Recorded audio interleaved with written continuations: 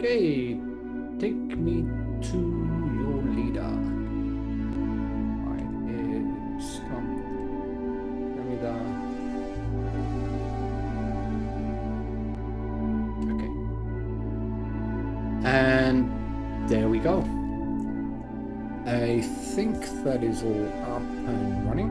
Yep, looks good. Welcome. It's been a while. I hope everybody's doing okay. I've been off kind of working on a number of other things, and I've been itching to get back into streaming. And I thought I'd kick off with a session of Space Engineers by Keen Software. It's an old game. It's been around for like 11 years, 12 years, I think. I've only got into it recently. Let me just, I just need to tweak the sound because it is, let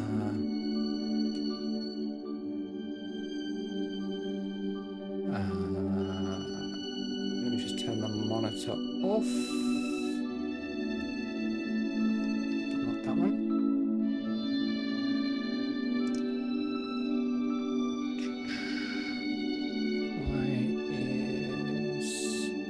Okay, I've got an echo, but I've lived with it. So, Space Engineers. I only got into this fairly recently. And it was really hard to get into at first because it's a sandbox game, which is cool, which I like. A lot of building, space exploration, kind of ticks all the boxes for me. But the initial quick start, the kind of the new game experience is pretty awful. You're kind of dumped in without any clear idea about what to do and why. And that's because the whole game experience is around the kind of the building aspect. And they assume you have a lot of knowledge around how specifically Space Engineers kind of works. You know, one of the scenarios you can start with is the red ship, and basically you're given everything. You can kind of wander around and explore, but it kind of feels a bit pointless, and it doesn't really give you any kind of direction. There is a kind of helper bot which kind of tells you how to do certain things, which is cool, but it's, I don't know, too basic. It doesn't really give you any incentive, any kind of reason to go out and do stuff. You're building for the sake of building when you don't really understand any kind of mechanics is a bit of a pain in the ass. But I got into this recently, and I watched a couple of YouTube content creators around Space Engineers, and it looked really good.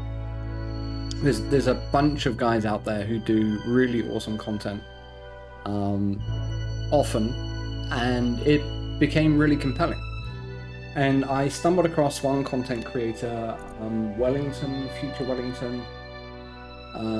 Future Wellington 6012. And he had a series around some community content that looked really good, and I watched a chunk of it, and that kind of got me into things. The other one was Andrew Man Gaming. He started a scenario that he created where you're on, I think it's Europa, one of the icy moons, and it looked really good. And his enthusiasm for the game, the quality of the content that he produced was really, really good. And that got me wanting to try. So then I played a bit, quite a lot. And I found my feet, figured out how some of the mechanics works, understood kind of how you build things and explore, and how you interact with NPCs and all those different things. And it was really, really good. And it's the game itself is really awesome. So we're gonna jump in today. We're going to start a new scenario. It's community content. It's by a guy called, what's his name? Captain Arthur. And he created a scenario called Ares at War. And that's what we're going to do. I have not... Okay, so I've played Ares at War. I've played it on my my PC. And what I'm doing this time around is I'm using GeForce to create a new game. This is really because one of the limitations of this scenario is that you can only have one session. You can't have multiple sessions of the game because of the way it does save files and that sort of stuff. So I thought I'd use GeForce and do it that way around, and that way I can keep the two completely separate. So here we go. So new game. At the top you see here the different types of new games that you can create. There's the red ship one that I mentioned just now. There's a blank solar system. There's a scenario called Sparks of the Future. So on and so forth. They have story scenarios as well. I did try Lost Colony, but I couldn't really understand what I was supposed to be doing. It's something like finding some NPCs. I found some and then nothing else really happened. This is the learning one where you kind of learn the basic mechanics of the game. I haven't tried Never Surrender, I haven't tried Frostbite. They have PvP, and they have two options for playing the game. One is basically locally, and the other one is these community servers that you can jump in on. I've not really done that yet, mostly because I like building, and I like building big things, and the community servers has a kind of limit about how much you can kind of build. So we're going to go to community content. This is the one by Andrew Mann Gaming, which is really good, but it's not something you should do until you really know how the game kind of works. This is the Areas at War, and as I said, I've not started this yet because I wanted the new experience with you guys. But there's a little bit of setup that we have to do first. So click on Start. It's going to download a bunch of mods. And basically the process is pretty simple. We're going to start the game, do the initial save, then come back out, and then we're going to tweak the configuration.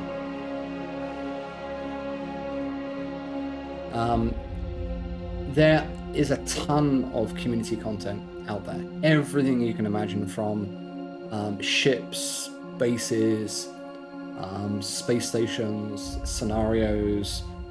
There's a ton of mods that tweak and enhance a bunch of different stuff. Some aspects of the modding, from the community side, modding is fantastic. Enthusiastic community, massive. It's been around for a long time. It's really, really good. From another side, it's pretty crappy. Keen, they've created this fantastic, awesome engine, but it looks like a lot of the documentation is old and out of date and that sort of stuff, which is a little bit frustrating. So now it's downloaded the mods for this scenario, and now it is starting up. And here, when the scenario starts, there's a number of different starting environments that you can start in. There is this one of the planets. There's another area on one of the planets. There's a crash site. And there's also the space-based starting environment, which is my preference. I'm not a fan of planet-side work. Moons is okay, but the planet-side stuff is a bit, I find a bit annoying, especially as a starting scenario. So we're going to choose this one, and then we're going to say respawn.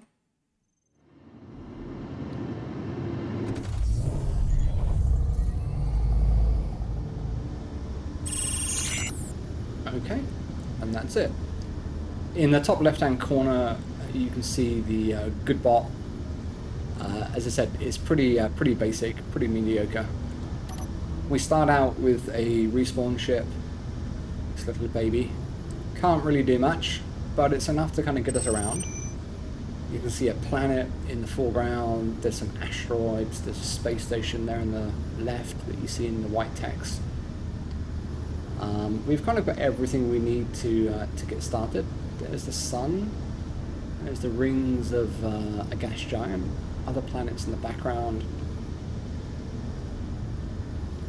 Okay, so we've done this. I'm going to say save. and then we're going to exit back to the main menu.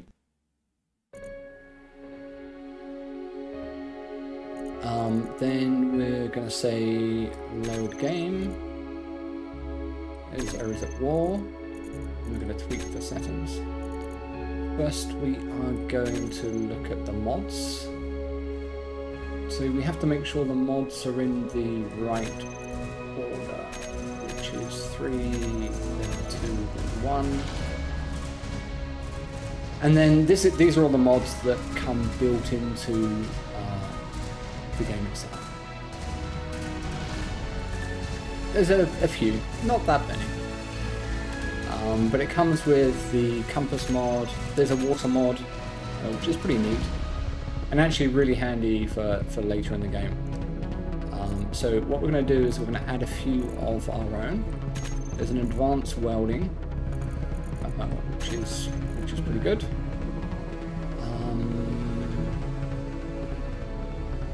I don't think we want this one. This is an enhancement to kind of an alternation of areas of war.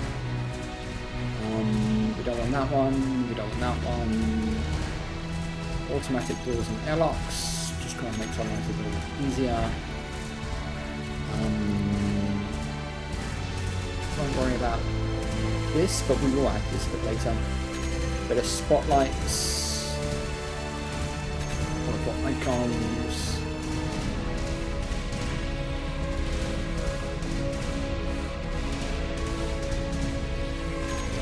Can't remember why I needed that, but I needed that for some reason. Easy block renaming,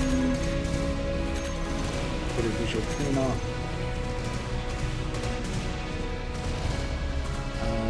There's a big expanse community in Space Engineers.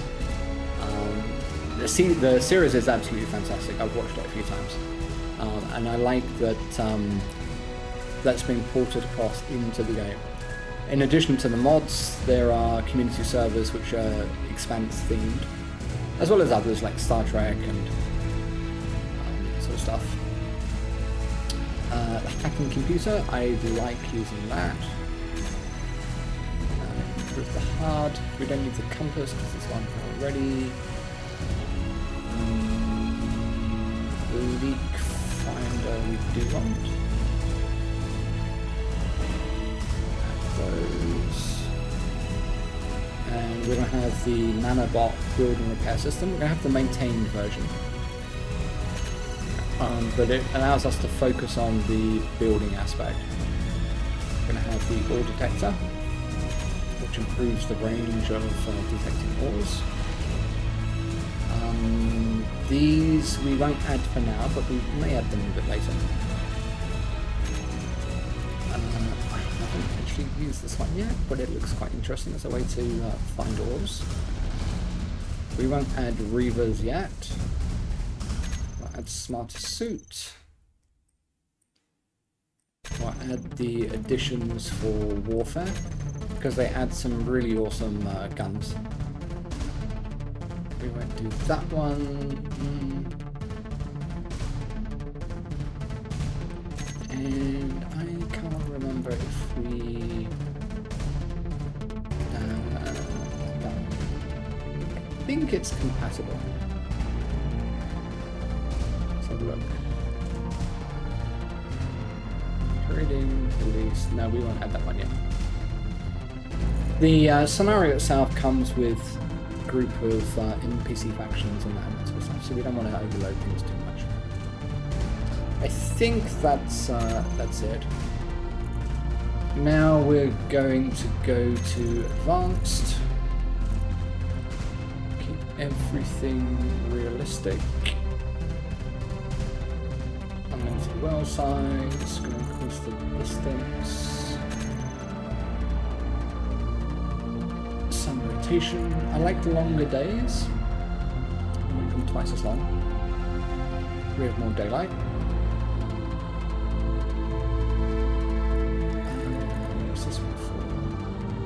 It's fine. No block limits.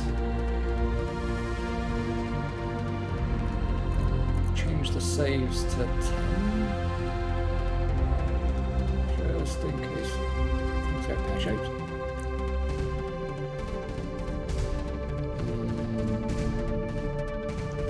We won't have permanent death. What else is there?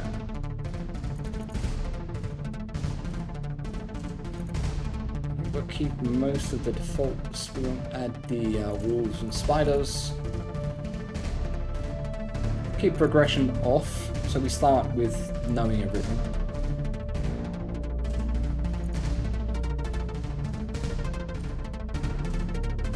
We won't have lightning damage. I can't remember if we need to enable economy or not. We'll start without. We can always edit again after. Game scripts. Okay, I think that's everything. And then load. So a little bit of setup. If you're new to Space Engineers, you probably want to start with just the defaults. Find your feet. And then when you have, start adding in the extra stuff.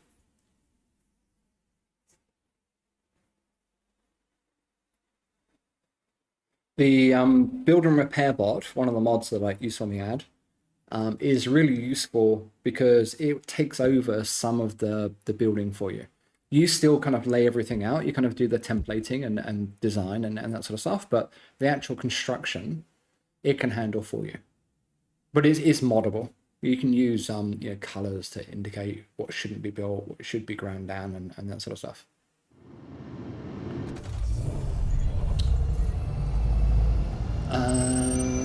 There's an error here, but I think that's okay. Okay. So here we are. Before we do anything else, let's go to the control panel. Let's just have an ore detector. It does not. What do we have in that inventory? Not much. Got a gun, bit of ice. Do have some bottles, but this is a mechanical container, and we've got some starting mats. What we're going to do first is we're going to head towards this station. You can switch between first person and third person view. Okay. And then it's the usual WASD for forwards, backwards, and then there's Q&E for rotate left and right. Down the bottom of the screen in the middle, you see a toolbar. And we can add stuff to that. We're going to head towards this and we're going to turn our dampers off. Which basically means we won't use energy fuel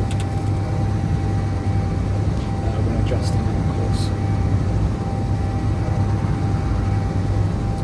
So this thing is fairly close. It won't take us that long to do that. Got to keep in mind your braking distance. This scenario has a mod which increases the travel speed. By default in the game it's 100 meters per second, but this mod updates it to 300 as the max.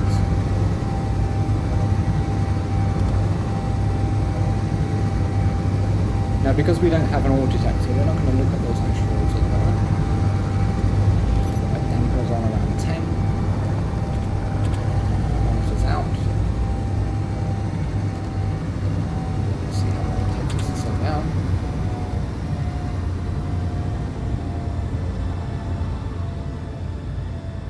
So it looks like it's about 1.5 kilometers. We're traveling at 150 kilometers a second.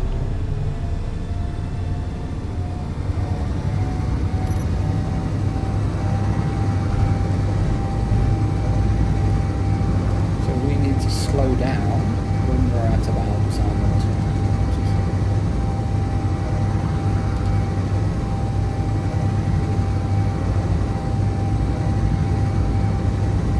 And we'll do that using graphics. There's a mechanic in the game that uses a combination of the engines that you have in your ship and gyros to kind of dampen your space, we've got 3 directions that we can go. Wait till around 2.5. This blue bubble that you see ahead of us is a force field. So it's basically a safe zone. And we're almost at 2.5, so I'll turn this on. Safe zones are really helpful. So if you're in trouble, you're being attacked by NPCs, you can head into a safe zone. They can't attack you, but they can attack you behind you. Many of them will hover around. This is a coordinate station that is built into the asteroid. Switch to third person, which we're pointed away from the asteroid. Characters don't take damage inside a safe zone, but ships do.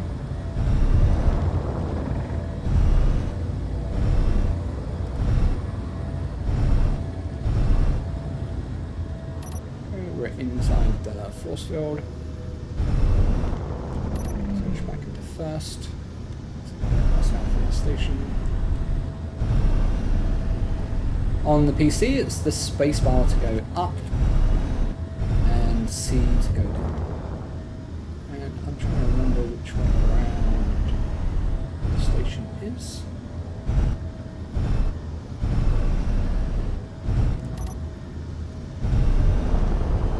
The lighting is sometimes a little bit funky. Okay, so you can see ahead of us now, we're kind of pointing face first. So we're at 90 degrees to the station itself, so we're in ourselves around. Down.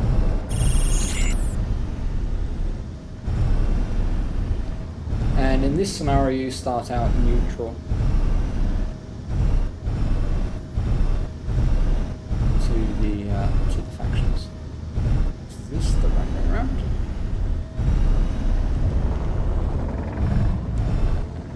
I think we're on this is the underside. And there on the right hand side, just down here,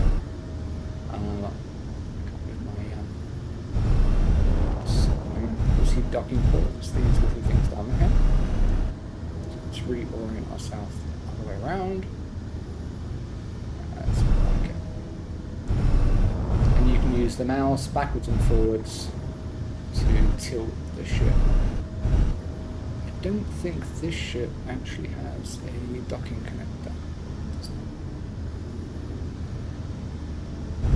This white thing you can see here, Colby Adventurer C-26, is an NPC ship. Okay, let's have a look, where are we? So it's, we can't actually dock, because this ship doesn't have a docking connector. I'm just going to get close.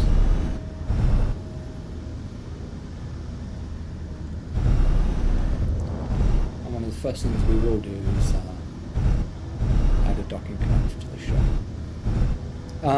In Space Engineers, there's different types of thrusters that you can attach to ships. This one has ion thrusters. And ion thrusters use battery to generate the ion thrust. There's also atmospheric and hydrogen thrusters. Atmospheric are basically the same as ion, but they work in atmospheres only. Ion tends to work just in space, not really in atmospheres, and hydrogen works across the board. Hydrogen is better, but uses hydrogen fuel. Okay, so here we are. This is airtight. See, so we've got a fan up here which pressurizes the space. There's a survival kit.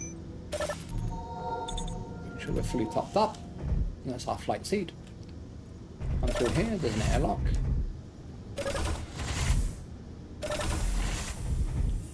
And now we're in the cold, hard vacuum of space.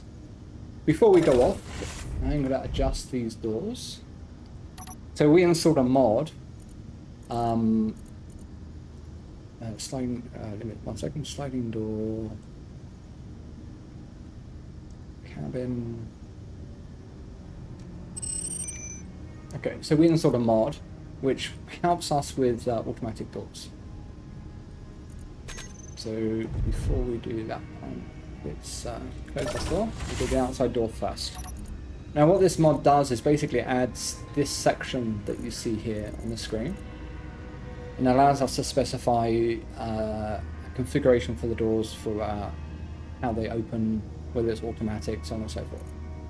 So we're going to set this to auto, adjust the distance, make it less, so 0.5 for both, and use the airlock name, sliding door cabin, and this is the space side, so it's the outer wall. And that's done. When you make these changes, you don't need to hit save. Hello? That's because I messed up the other door yet, so let's do this one. Hit K to go in.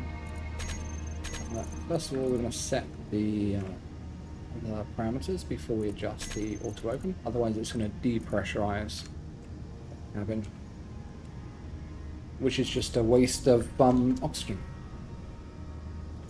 And this is the inner wall, and then we're going to say auto. And then basically what this mod does is it will make sure that the right door is closed, so you're not depressurizing spaces without the need to, because that uses oxygen. So here, when you go close, it's going to close the door behind us, and it opens the door in front. And presto. You can do this in other ways. You can do this with sensors. You can ignore it altogether and just have manual. But I prefer the kind of automatic, especially in space. You know, you're running around, you can get hurt, you know, ramming into an asteroid headfirst and that sort of stuff. You can be low on hydrogen or oxygen. In the bottom left-hand corner, you see the stats of your character. The green plus is your health. The yellow lightning symbol is your energy. And then the blue symbol is your air. And the green symbol is how much hydrogen you have. Hydrogen is used for your thrusters in your suit. We're going to take hydrogen with us. I always like to have a bottle on me. We don't need a gun. Now we can come across. So the reason we come here first is the station provides a number of different services, as well as the docking service. Let's come over here.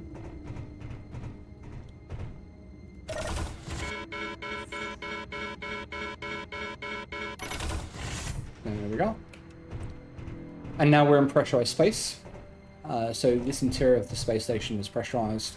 You can see that in the very bottom left-hand side. You'll see two green panels, I guess they are. O2 high and warm.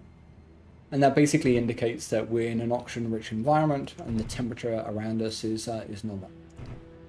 When you're inside this space, your health will automatically replenish. So let's take a quick look around. This comes to the docking platforms. Buy ourselves some beverage, so some Coke and coffee. Here's a store. This station allows you to buy a number of different ships. This is all set up by the creator of the mod, but there's also an economy aspect to Space Engineers, which has a similar type of thing. So you can buy ships, like a ton of cash, but this one here is an explorer ship. There's a miner, prospector, another miner ship. This is a construction ship, different type of miner, freighter, so on and so forth. They take a lot of money. We don't have a lot of money on us. We have 10,000 credits. There's an ATM.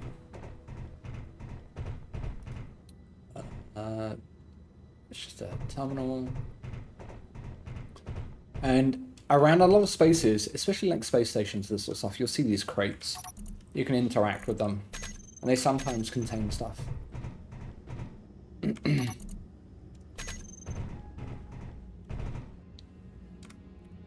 we're going to take here and look for essentially some free loot.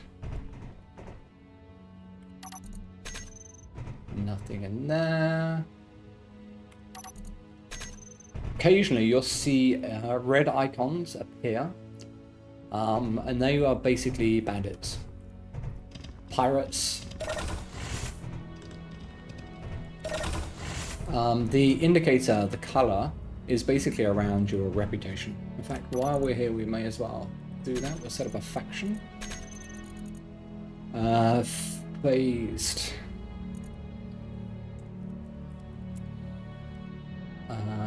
What are we going to cross out?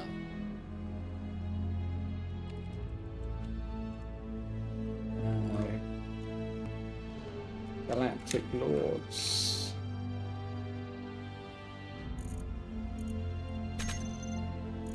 Okay. So here on the station, some more ATMs. It's a cute little canteen area. There's a bank. I think this is the bank. Don't think we can rob the bank. Yeah, in this store, there's different things that you can buy. So these are basically construction components. Well, materials you use for construction. I say that because there is an item called construction components. And these are basically ores, ingots that you can use for building and construction and that sort of stuff. They do sell uranium here, as well as platinum. Those two are fairly difficult to find. They sell gold and silver. Nice. Okay. Can't really afford anything yet.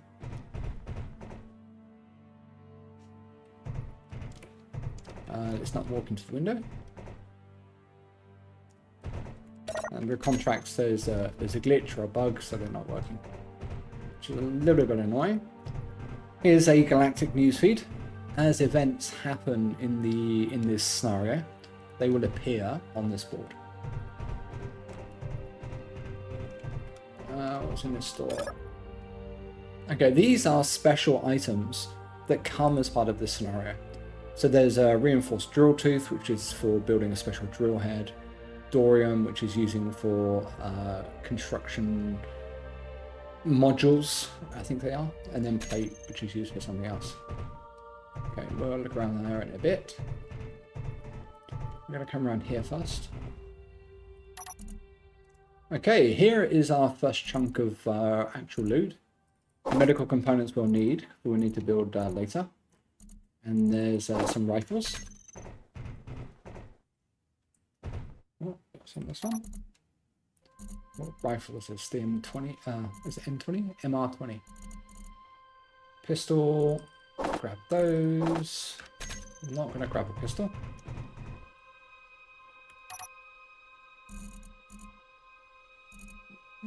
This is for a different gun. We don't have the MR30E. So we'll grab those things, as well as a spare space for oxygen tank.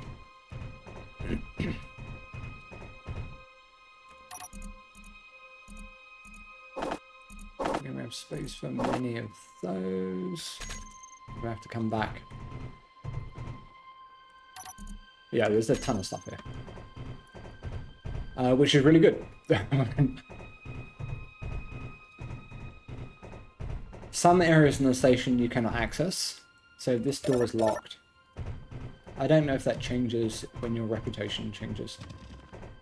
It does in some things. So we're going to go back to our ship now.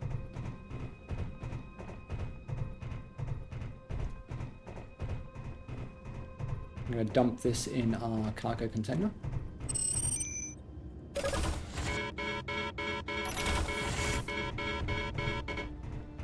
Okay.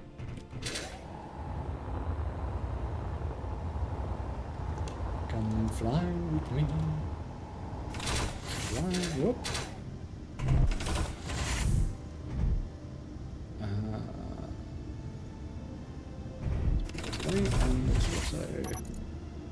There's a mechanic, which is basically pressing the Alt key and the middle mouse button, which will deposit everything from your inventory into the container. It doesn't deposit air tanks, tools, guns, and ammo. Do that manually, which is fine.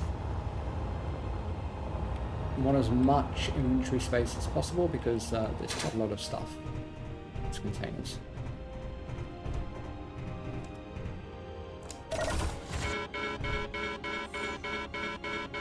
And as you can see here, this is the reason I installed that mod for the automatic doors.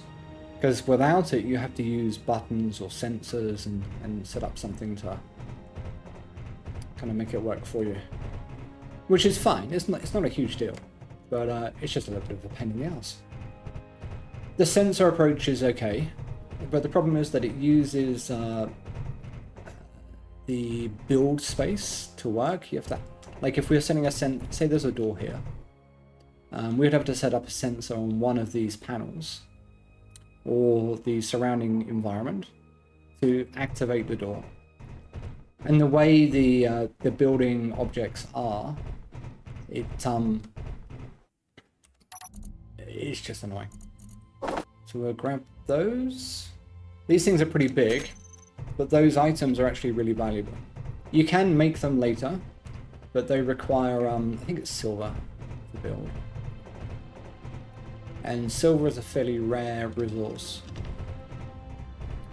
Ba-da-ba-dum.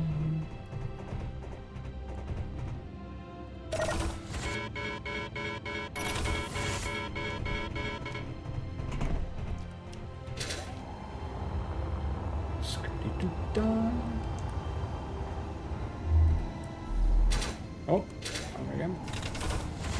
The mag boots don't always catch. So here what I'm doing, I'm on PC, so I'm using X to either fly or to land. Now my feet are attached to the ground, so I can kind of walk normally with mag boots.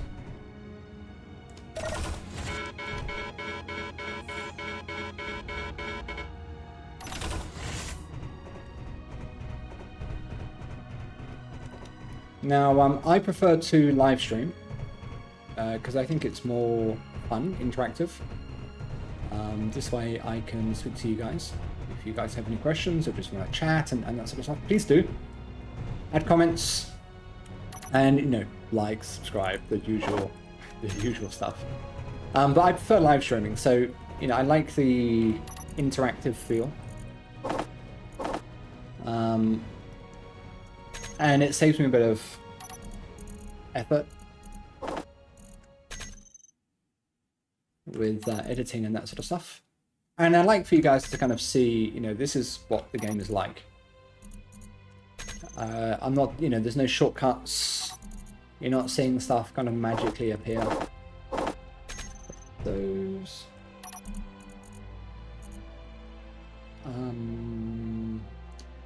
Oh yeah. That works with the rifle that we got. But here we're essentially just kind of looting everything we can put our hands onto. That one? No. What is this? Yeah, take that.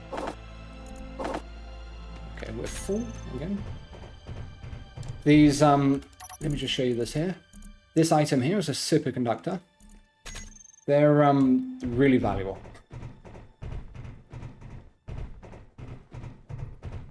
And as I learned in my first playthrough of this game, the station has a chunk of them.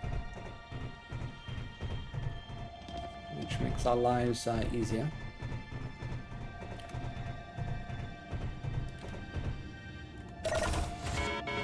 And as I was saying about live streaming, so, you know, I don't want you guys to watch a playthrough and, you know, suddenly you see everything fabricated, everything done, that sort of stuff, and it's only the juicy parts. You know, if you guys are going to play this game, I want you to see kind of how much time it takes. It's not a lot. You know, you can make progress really quickly in the game. Starting out, it's always a bit slow, as in every game.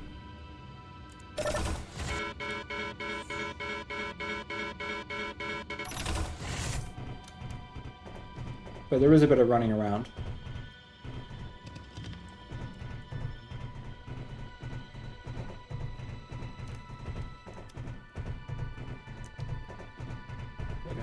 Alley.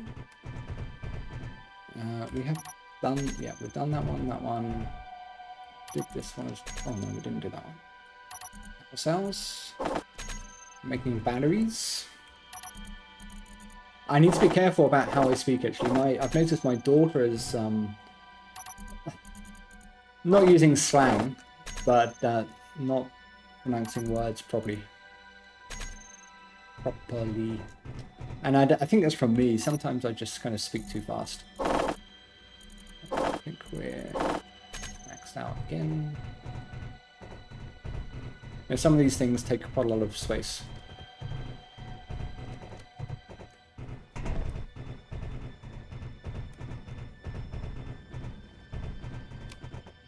Bum, ba-dum.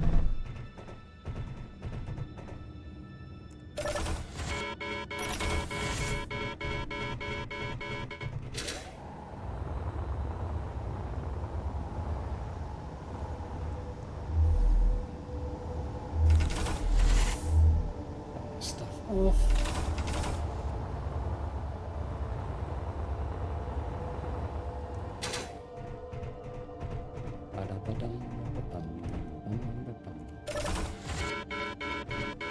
I wonder if I should give more background music. So it's been a while since I was streaming. I had to go through today and reset everything up and update everything and so on and so forth. I think the sound levels should be fine, but please let me know if they're not. We did that one.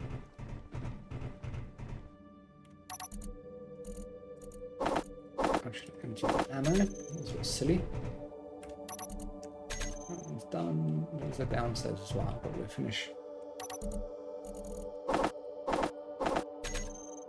If we be systematic, we won't miss.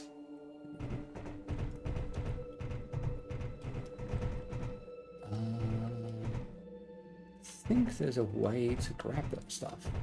What's in the shop? Oh, space inhaler. I think this is an underground. There's no contracts here. I think this is glitched. Or maybe it's because we didn't enable. Can we...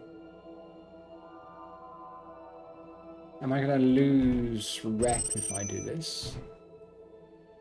I can't remember. Is this... Can I eye it? Doesn't say that it's owned. Let's try. Ah, grinding to stable safe zone. Ah, yeah. Okay.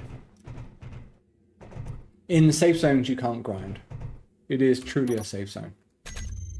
Double check these. Because they're at an odd angle and they're stacked in this way, it's easy to overlook things.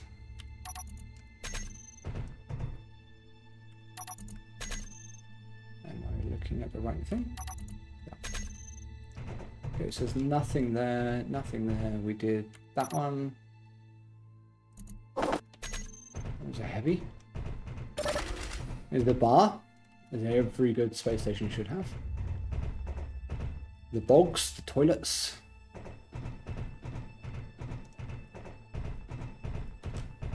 Anything around here? No. There is something around here. Nice.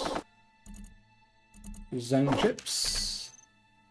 They allow you to set up your own safe zones.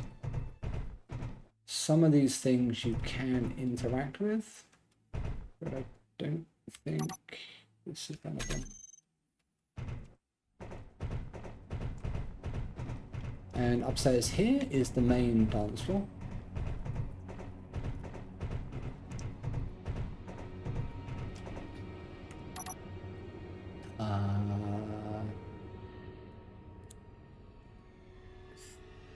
Come on. Push the bar. I don't know, I couldn't go to 2. Okay. And let's Emotes.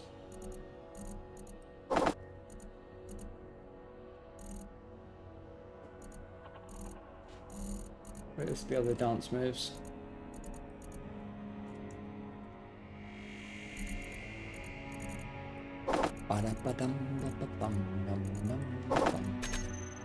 Yo, baby.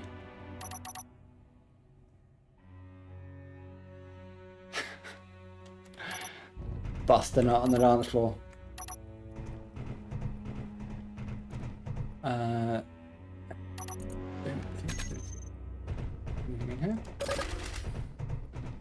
Another ATM. We've done that area. There's no crates over there. There is another area we can explore. There is full damage in the game, so keep that in mind. A restaurant.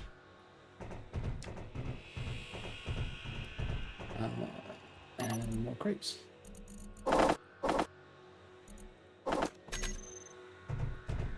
Let's go and dump this stuff. And the loot you find here, you know, it gives you a really good leg up.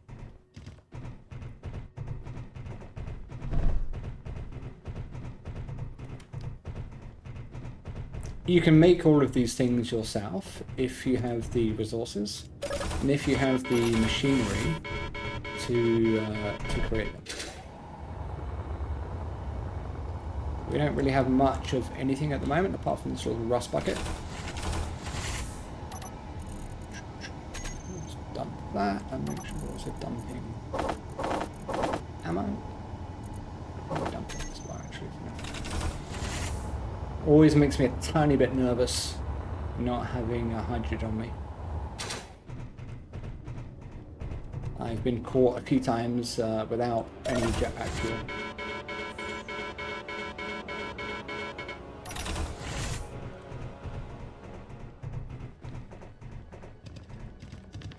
The layout of the station's pretty straightforward. It's a nice place though.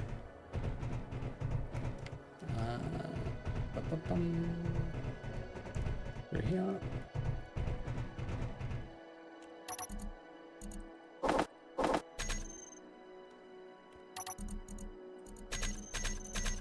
Nothing there.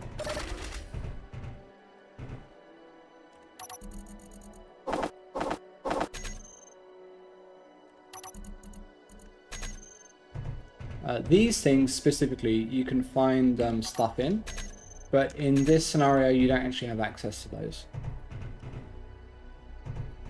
But they're usually a good place in scenarios to actually find stuff. Don't need to use the crapper. Anything around here? Nope.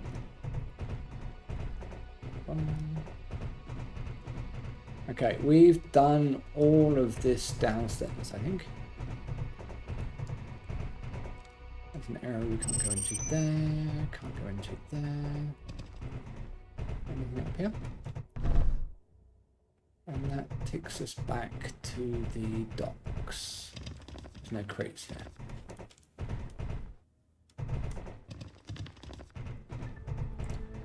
Let's take a quick look upstairs. There's the bridge we were at just now. Crates there. Here's the bank. Can we access this? Yes! Okay, oh. That's a better rifle than we had just now. Let's rob the bank. Another ATM to withdraw and deposit cash. Don't think there's anything in here worthwhile. Often in these medical centers you can find a device that allows you to heal yourself and that sort of stuff, like the one over here. Yeah. So this one will replenish your health and energy, although we have access denied on this. Nothing there. Back here. It's mostly crates that I'm after.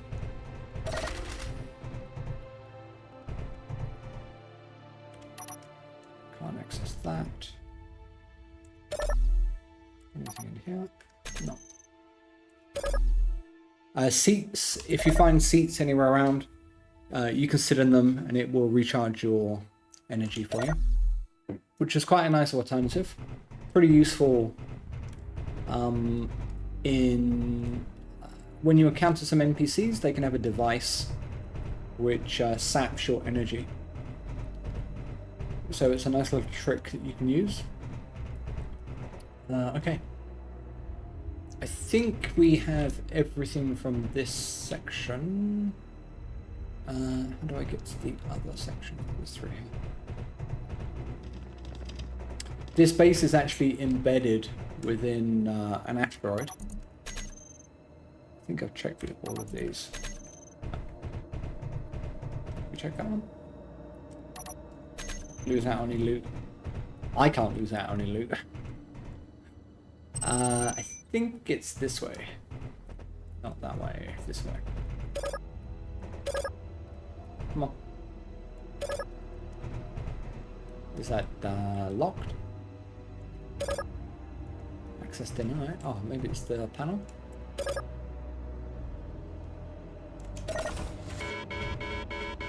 Yeah. Actually find the button. Not that I ever have problems finding the button. And this is a rather nice dock that you can use if you have a ship that has a connector on. We don't have one yet, but we can add a connector to our ship. But it's nice, and again, like, this is embedded within the asteroid itself. Doesn't look like we can get up there. This base is owned by one of the factions. Nice view. See our ship. They've done a really good job. So, can't see out this window, but there is a locker. There's nothing.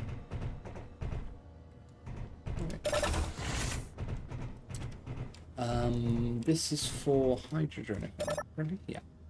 So, some ships use hydrogen, as I mentioned, and some stations allow you to buy hydrogen to refill your ship, which is a nifty level mechanic.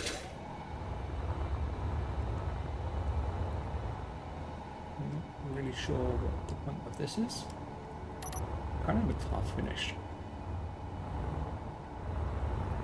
I'm guessing this is the docking connector for hydrogen. So if we have a quick look around, this is the hangar that we were at just now. There's a docking connector that you can use. There's some hydrogen tanks just here. Pretty decorative. It's quite pretty.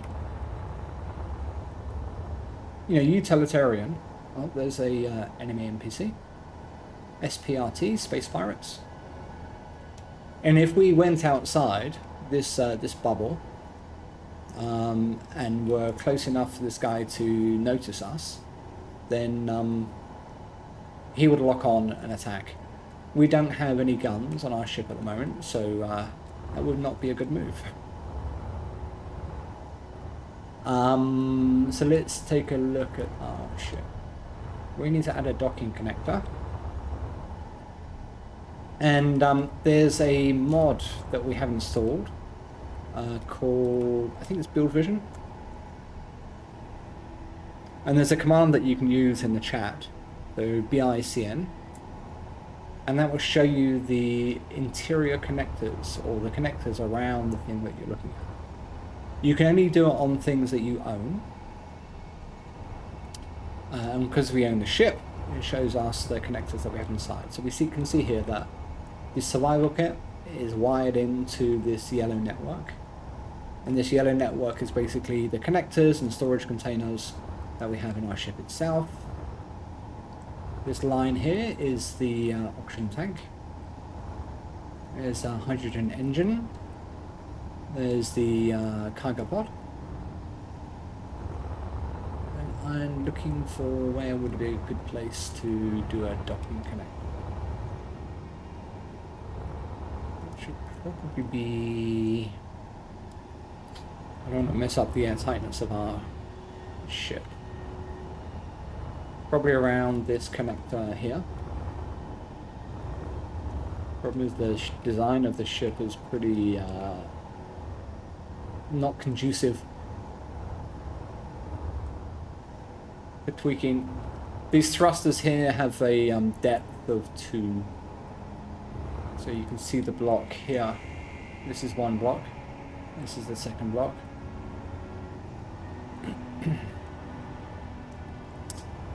So we need to think about how we're going to plumb this up.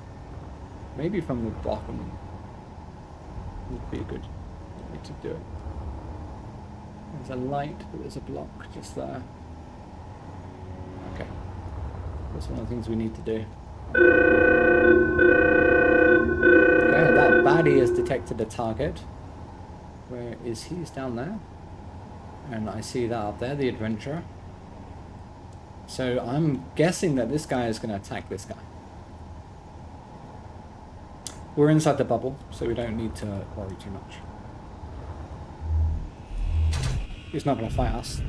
We will do space combat, but not until we have guns. We only have a handgun at the moment. But the bright side of this, you can see it attacking now.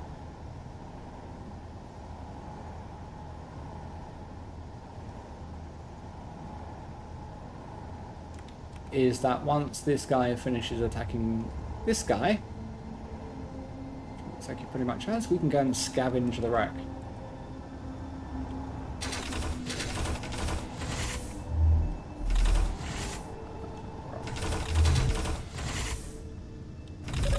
Down here. Recharge our energies.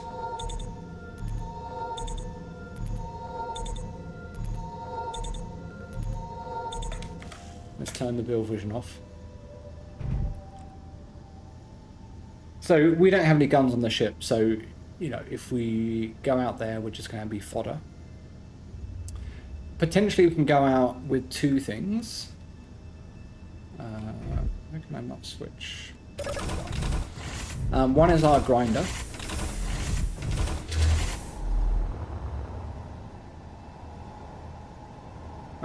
It's because NVIDIA is doing its thing.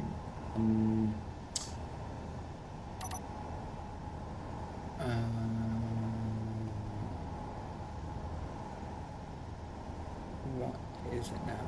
Shift Z? No. Hold Z? Yeah. Can we turn off the...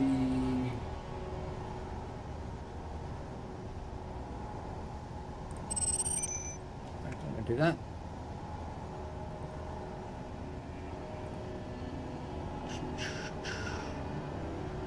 I need to make sure that what is it? Oh, our dampers are off.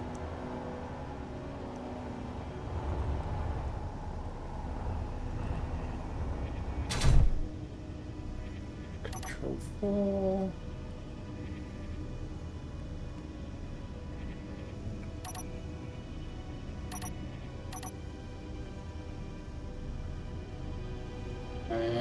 Come on, NVIDIA. What are you now? Let's see.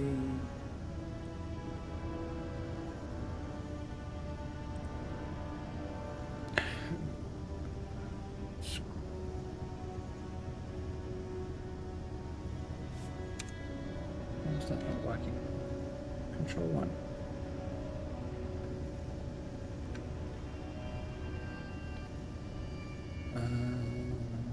This is annoying. Account options.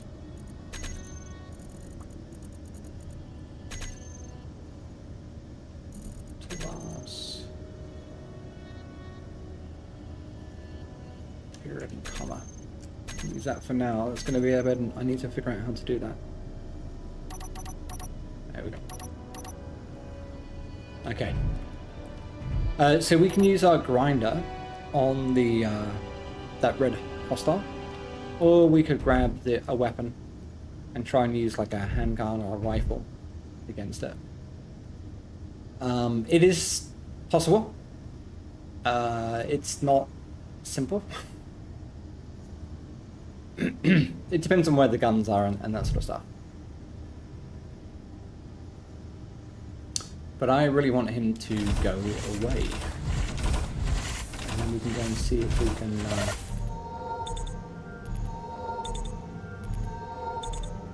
salvage. What we can do is a quickie. Let's grab a hydrogen bottle.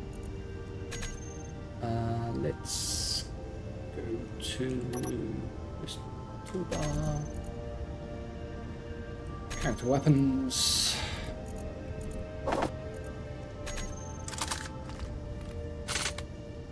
Okay, we don't have a ton of ammo, but we do have some. And let's put some tools in here while we're here. We only have the starter tools, which is a welder, a grinder, and a drill. Okay, now where could this ship be? That one's gone.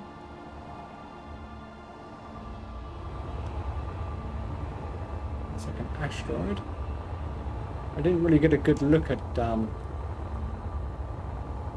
where it was. Could that be it? Or is that an asteroid? I don't think that's it.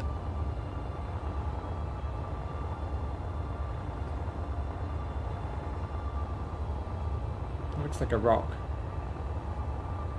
On your ship, you can equip a camera, and that allows you to zoom in and that sort of stuff.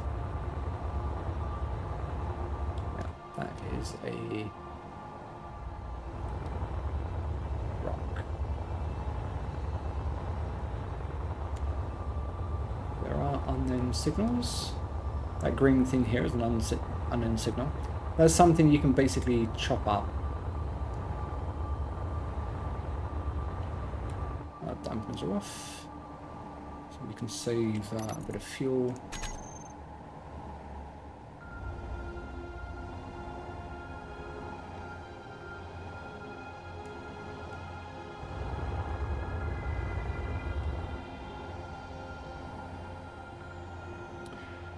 In space, your jetpack fuel goes quite a long way,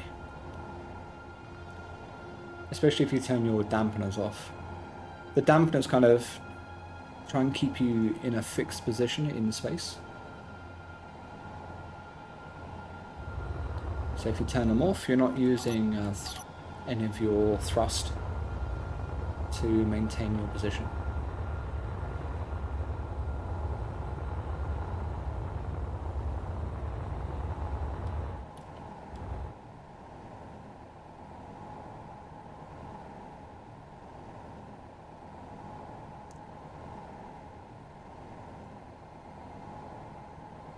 My eyesight is terrible, so you know, losing Rex is common. What are you? You look funky. You look like you're something that fell off the ship that blew up. Aha. Okay.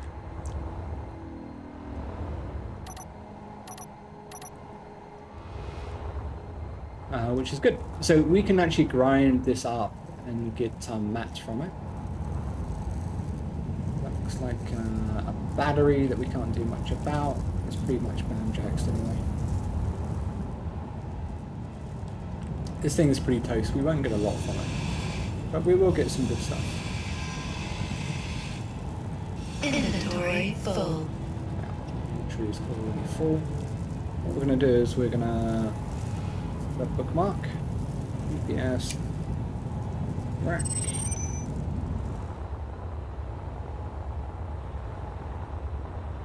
And then we can bring our ship out here. And then we can salvage it. Get a chunk of stuff, and then we can start doing, ouch. Head first into our ship. But because we're in a safe zone, we don't actually take any damage. Otherwise, yeah, we would have been toast. If you die, you will end up at the nearest, what's it called? This thing, survival kit that you have that is yours. Or a cryotube or one of the other things that they have for this. If you have none, you can end up in a random area of space. Or on a planet, which is not great.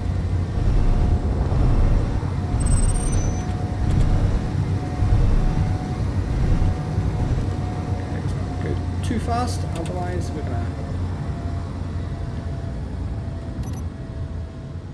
crash. Okay, and before I attempt to weld, I'm just going to check to see if there's any landing gear. There's not. If there was landing gear on this ship, we could actually attach it to this rack and take it with us. But there was not, so we're going to do it by hand.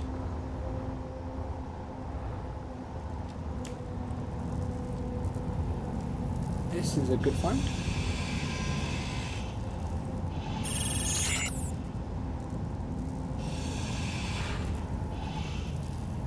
There's a transport ship.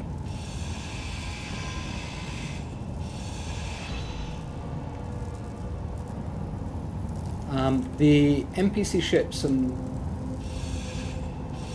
stuff that you find, not stations, but the other stuff, you can take over.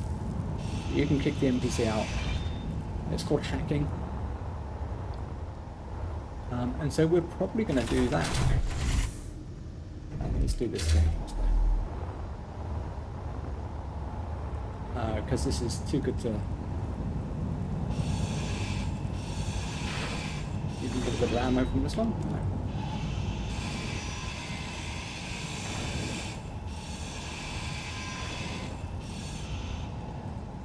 And the more we can loot, the less we have to worry about crafting, because at the moment our ability to craft is pretty limited. Always make sure you know where your ship is. You can lose it.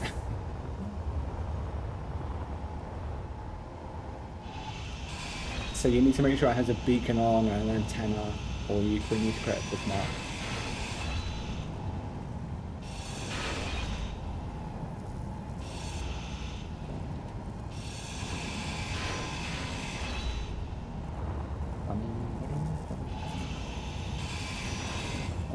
Red. Make sure we get the outer stuff first. When I go into grind, you see there's either a yellow box like this around it, or a red box like you'll see somewhere around here. There. That was a red box. And the red box basically means if you grind this thing, you will split the ship into multiple parts.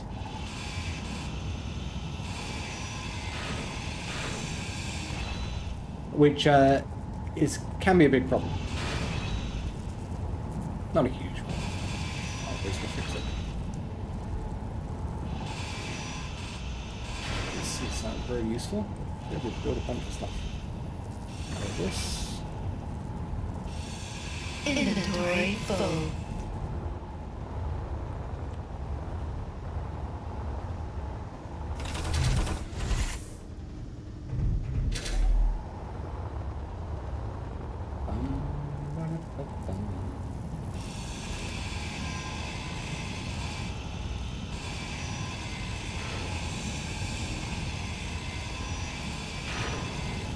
We have a low-level grinder.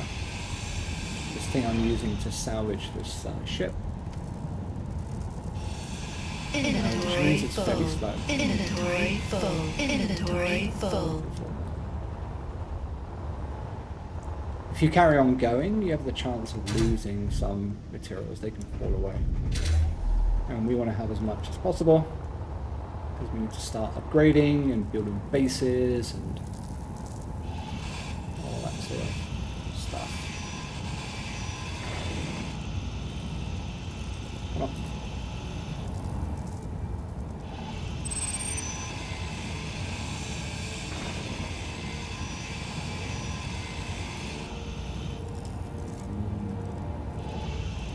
Sometimes the hitbox is a little bit cheap, especially when it's been damaged.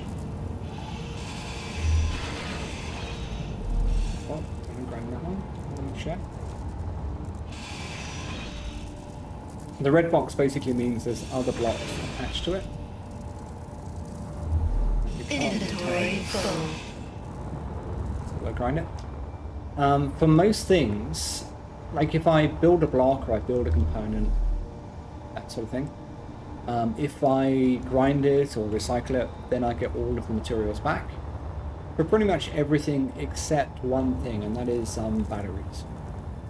With batteries, you'll lose the power cells.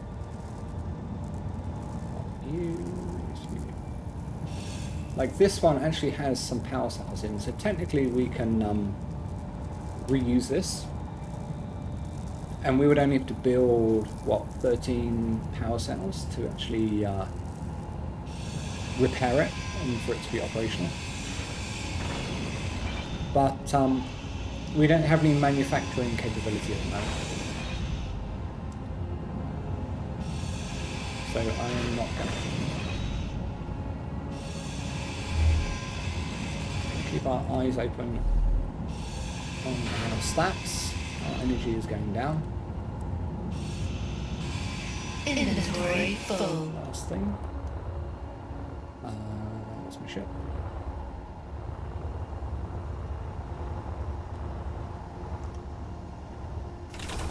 Now the thing we're salvaging is actually moving. Should have set the dampeners on the ship relative to this thing, and then the ship would always be in the same position with respect to my ship. Okay, done. Nice. Energy low. I see energy is low. Let's drop that stuff in there. And this is where the automatic doors really kick in. So when your energy is low, you basically want to get back to your place as quickly as possible. Especially when it's in the red. Likewise with your oxygen. If your energy goes down to 0, your health will start to be hit. Okay, so that is done. We've got a chunk of mats now. Let's have a look. And empty. Yeah, our cargo container is almost full. Do have some scrap metal, but we don't have anything to do with it at the moment, so yeah. We're a bit screwed. What we do need is we need an ore detector on this ship. So let's go to ore blocks. Ore. We need 20 detector components. So I'm looking through the list that you see on the right hand side for the ore detector. Those are the components that you need to build it. Most of them are pretty straightforward, like steel plate, construction computers, motors, so on and so forth. The detector component is a harder to manufacture item. It's bigger, and so that's the most important thing that we need, detector components, and we need 20 of them.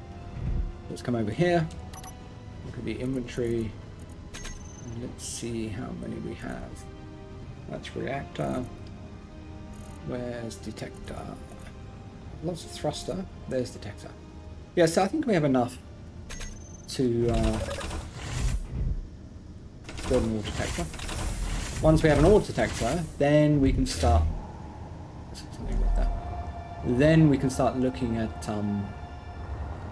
asteroids. Okay, so I need an ore detector. I need steel plates.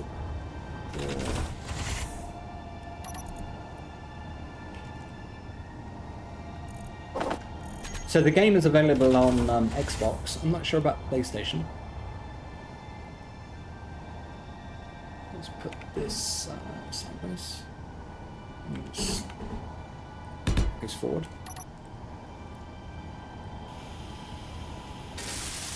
There are a few limitations on Xbox. With short computers.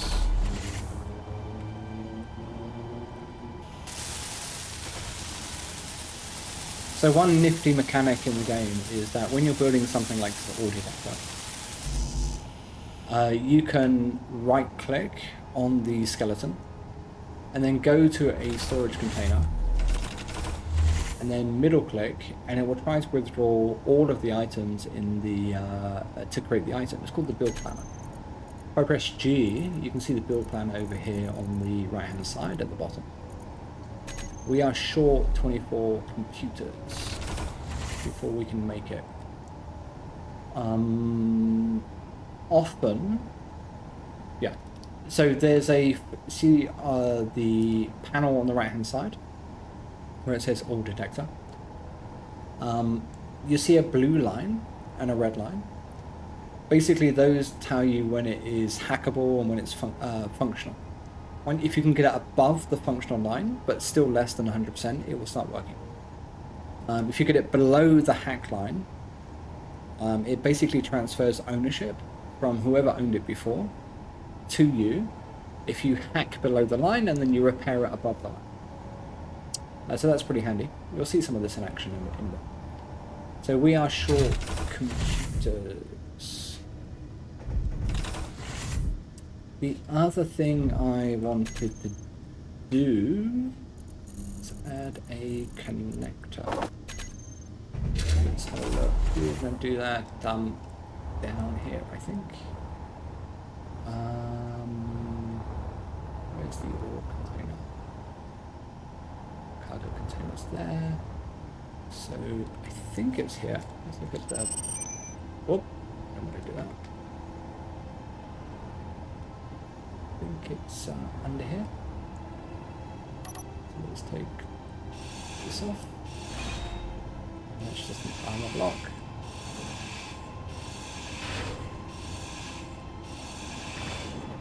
And there's the cargo container. Let's put a connector under here. So some blocks have an orientation. So what we need to do for this is basically have the bottom, that piece there that you see with the little door, connected to a conveyor or to a cargo container.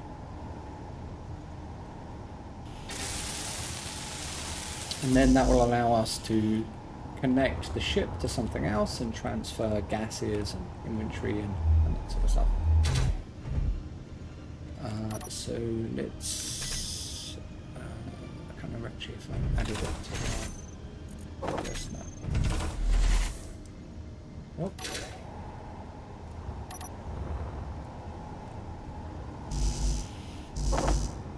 Don't think we have... Oh, we might have enough actually. After that wreck.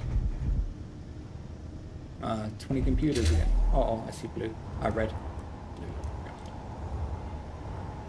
On the bus this morning, taking my daughter to Kita.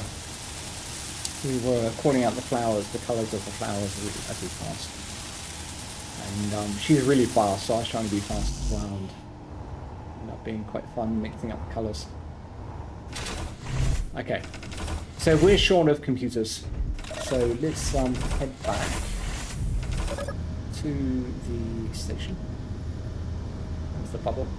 There we are.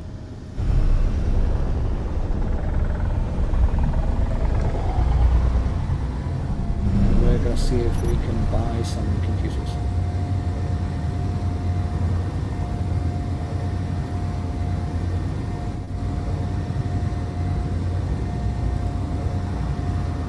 There's the transport.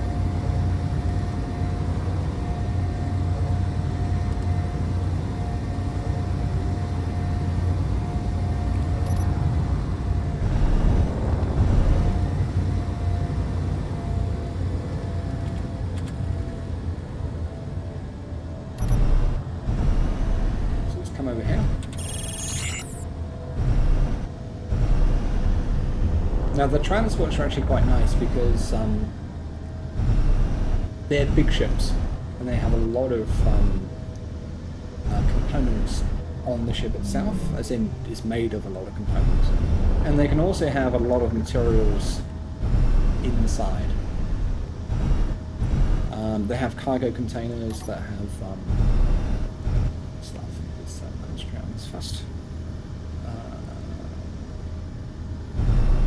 So hijacking one of those ships is actually a good start. And also early on, you have a neutral reputation.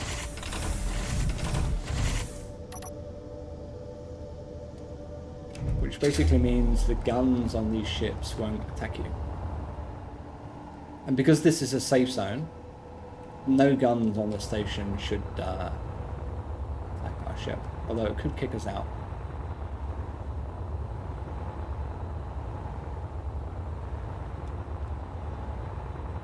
Let's go over here. Make sure I check my... Yeah, cool. Gotta grind it out.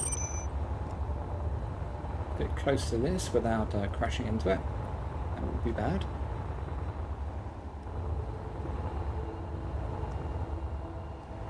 Now, as we get too close, it's gonna complain. But I want to take a look first to see where the guns are.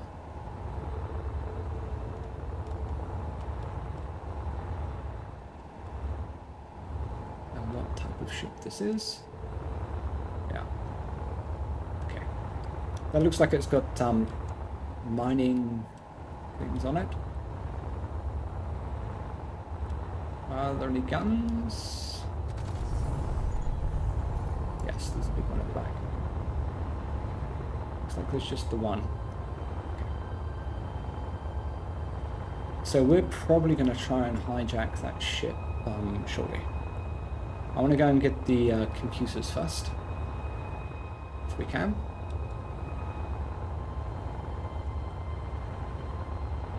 Unfortunately, I don't know a good way to take over this station.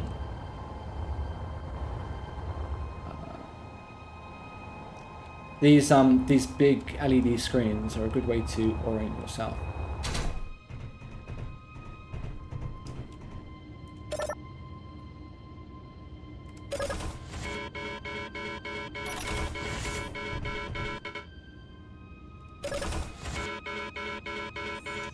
So you know which way is up.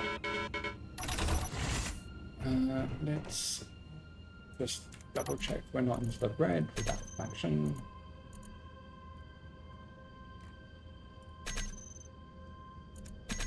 Good. In some stations, the cargo containers, the beds and that sort of stuff, after a certain period of time, they do respawn their contents, but they don't in this scenario. We needed computers. I don't see any in here. Which basically means we need a assembler. What's he buying?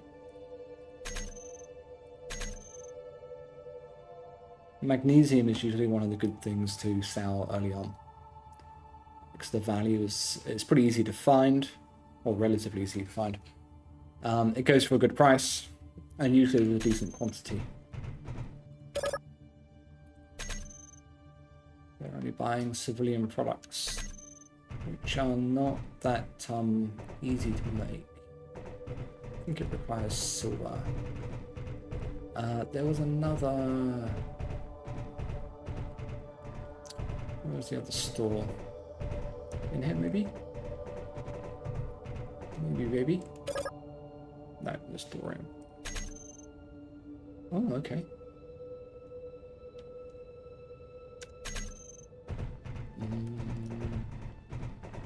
Any other shops?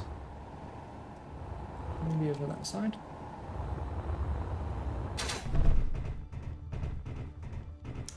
I don't think there was any in here. I've always had the feeling that this, what is it now? Detective's office is where the kind of mission starts, but I've never seen anything in there. Nothing in the bank. Okay, no computers, which means we need to make them ourselves. Or we need to get them from some other source. Let's take a look.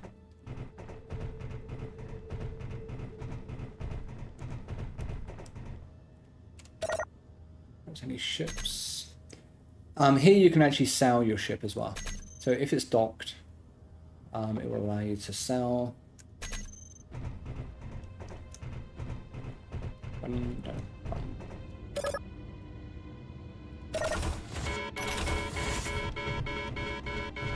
There's no crates out here. What's in the shop?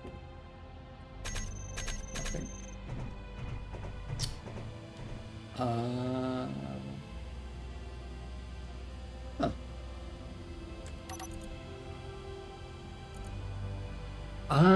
Okay. I've seen this in another base. Basically, they will. You can sell things for scrap. That's interesting. I didn't know that you could. So that wreck that we found, we could have dragged here, and I think we could have sold it.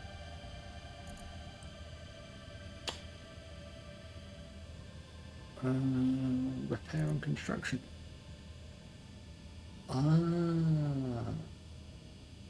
I've never used this this before. I've seen it. I think it will so it will repair, but it will also excuse me create. There's a mechanic in the game with blueprints and projectors and that sort of stuff. So I think if we had a projector on our ship and projected a blueprint, we could actually build it here. That's cool. That's a really cool idea. Grid ownership.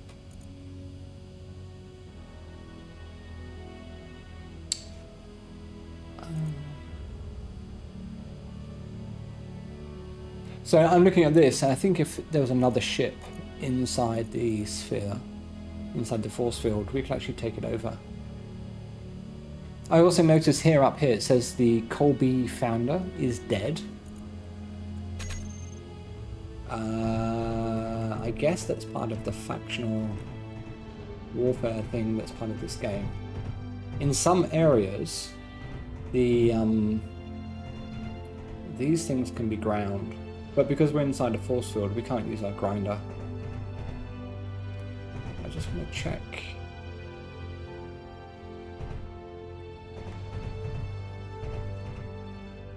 Can't use the grinder in the safe zone. Interesting. Here's the station. I lost sight of that transport.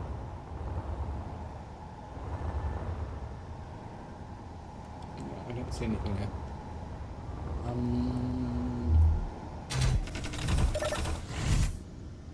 So no computers for south.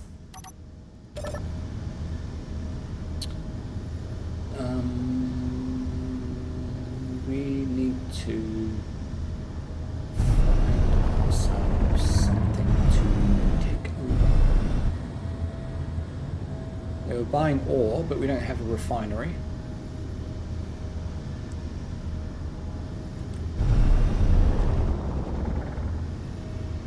I think that ship that was seen just now was out this kind of way.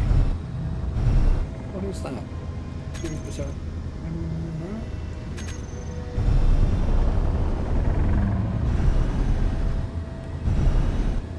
Weird looking asteroid there.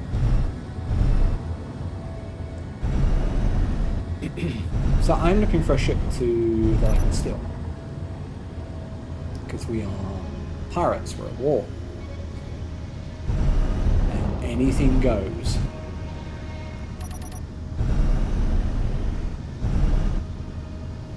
And we want to steal something without us becoming prey to pirates, because that would be very bad.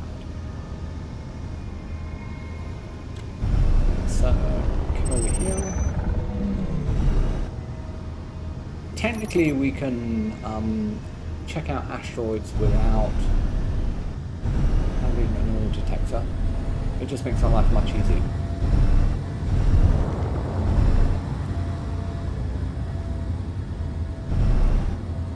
There's an Earth-like planet just there. But our ship has ion thrusters, which basically means if we go to a planet that has gravity, we'll crash. I don't want to crash. Our ship has all of our worldly and otherworldly possessions on it. There's an interesting looking rock over there.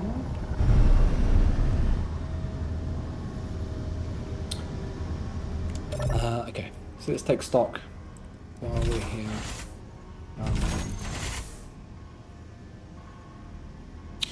We do have a survival kit, and a survival kit will allow you to create ingots from rock. So I think that's probably the best bet right now. Find an asteroid that looks worthwhile, and dig some rock.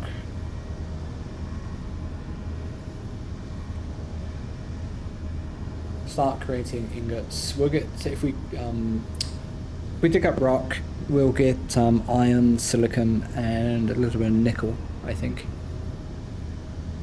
So let's head in a direction that we think will be worthwhile.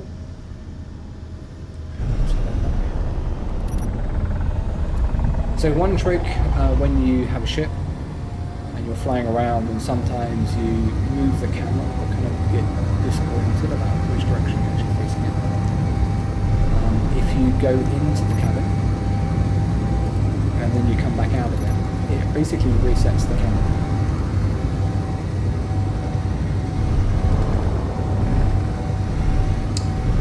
We're going to head over this way. One trick is basically aim for the rock, but then aim off to one side. And then if you misjudge the speed you're going at, you don't end up crashing into the rock. Which has happened multiple times.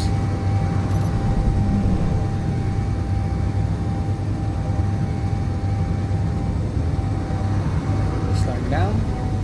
As you saw, I misjudged the speed I was going at.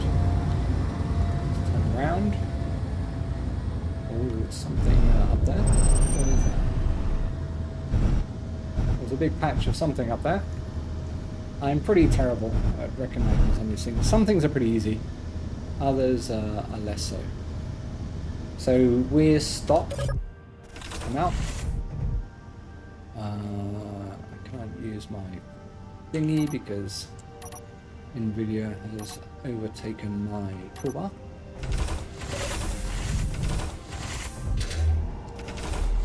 Fly over to this area. We've got our drill out, and when you have your drill in your hand, it will basically tell you what ores are within range of you. So in this rock here, we have silver and iron. That's pretty useful.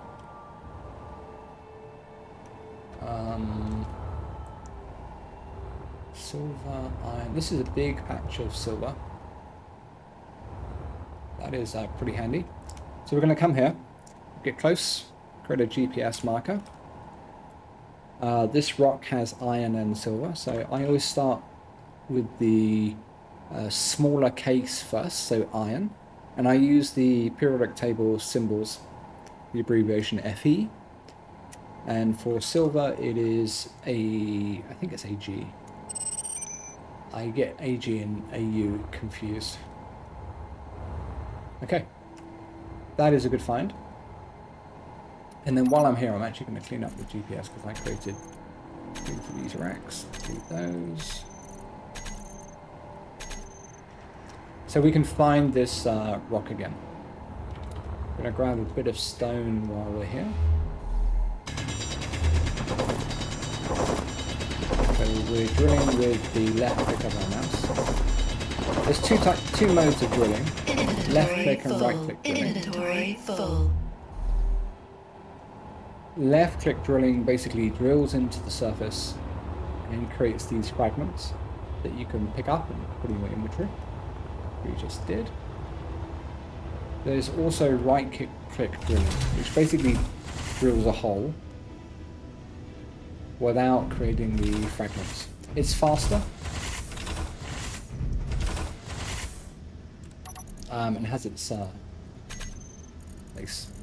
So here we can go to our survival kit, go into ingots, and this thing is pretty limited. So basically you can only convert rock into ingots. It can't handle things like iron and silver and that sort of stuff. To do that, we will need a proper refinery. So I'm going to use this for now. I'm going to make this pretty high. We don't have enough rock for 200, but it means I don't have to think about it again. And as you can see, it's converting that rock into gravel, iron, nickel, and silicon.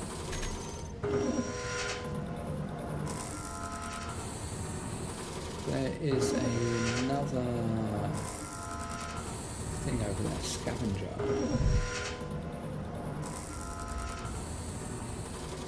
I think that's a mining ship. I'm going to ignore it for now because it's the transport that I actually want.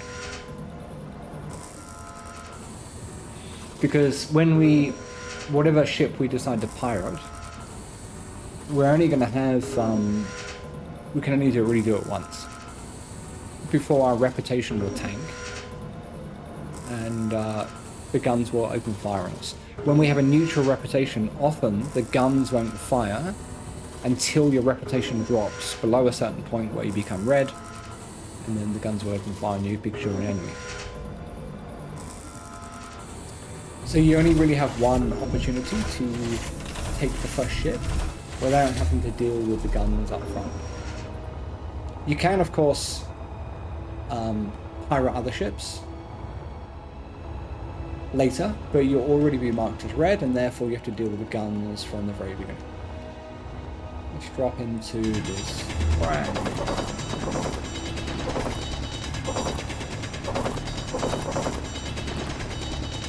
A little bit more of this. Inventory full. And I'm aiming for us to have enough rock so that we get iron and silicon, so we can make some computer parts in the survivor kit.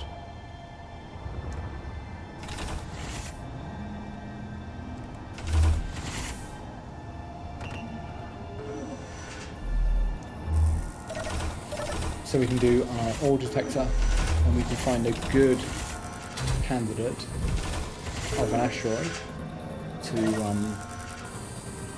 come on.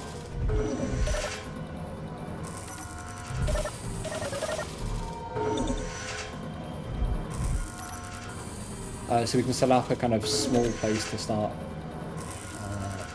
setting up camp.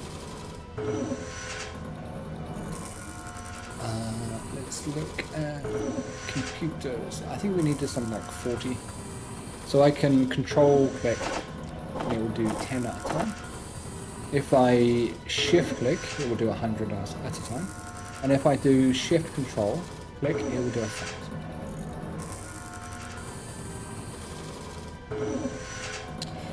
Once you queue these things up, so at the moment it's handling the making ingots from the stone, you can move things around, and that will reprioritize what it's working on.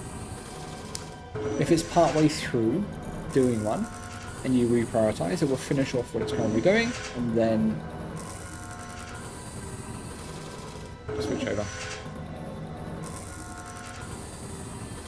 So we needed two things. Let's have a look. Primarily computers. This one needed, was it 24? And then also our connector, which is down here. That needed 20, but this also needs small steel tubes, which I think we can make in the survival kit. You can't make all of the components in the survival kit. There are other assembles that you need to use. Take a look. Oh no, we can't make small steel tubes. You can make enough of the things that you need to make the next assembler. So we're going to focus first on the ore detector.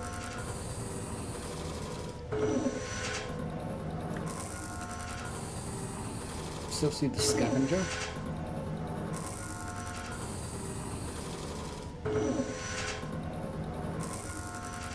Which I think is heading away from the station.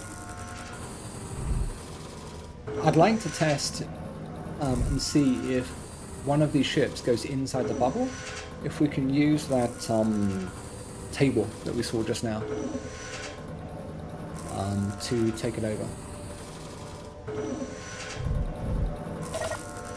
Okay, so this is going to be 24, and it looks like we've got 33. So let's take this.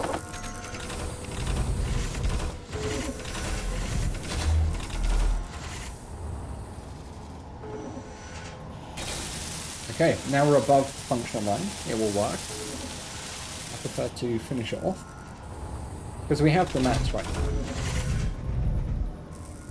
And the higher or closer to 100% that it is, the more durable it is. So if we do get into a bit of rough and tumble and have some combat, it's going to last a bit longer before it takes a lot of damage and moves it below the functional line. So now we're going to configure it. There's our ore detector. And because we have this mod installed, which gives us a greater range on the ore detector, we can bump this up to 1,000. Which is cool.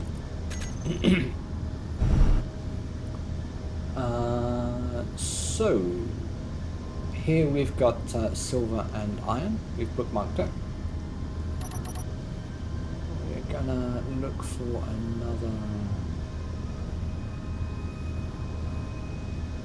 asteroid.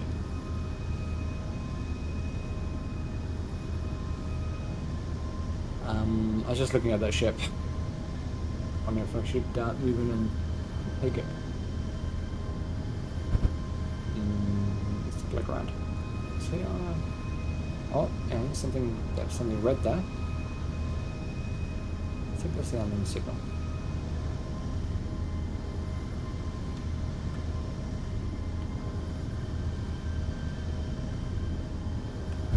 Let's go this way.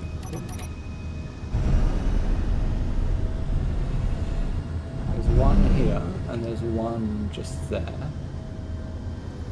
think I want to go for this one.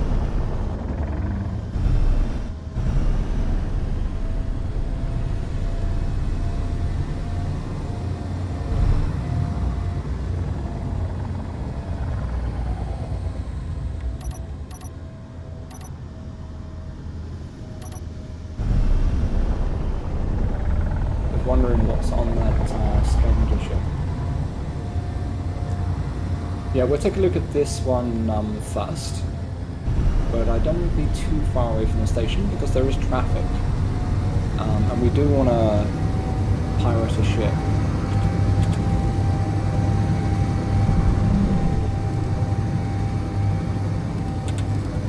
Scavengers can do as much.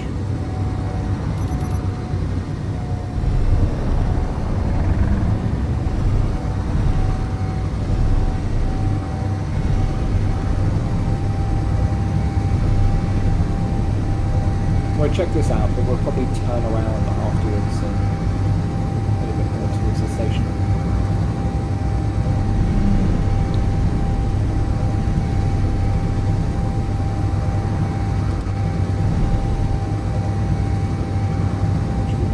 Off one side.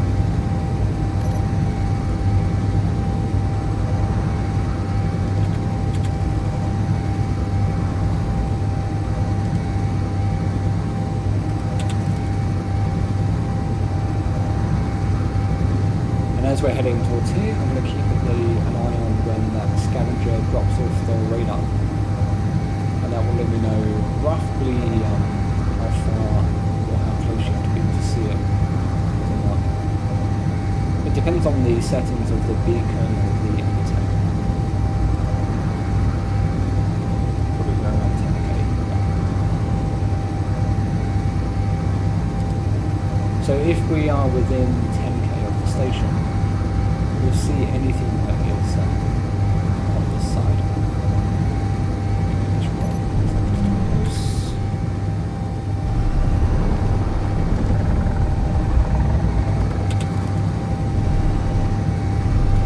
To finish fixing up this connector that we put on the ship, we need small steel tubes. And for us to be able to do that, we need either an assembler or to scavenge from another ship those components.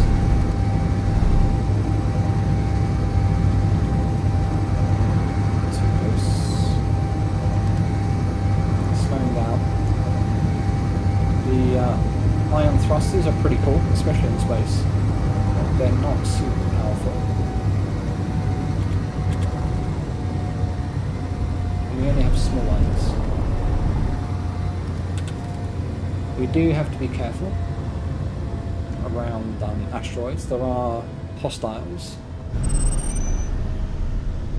This looks like silicon. So I don't like to be too far when I make a quick mark.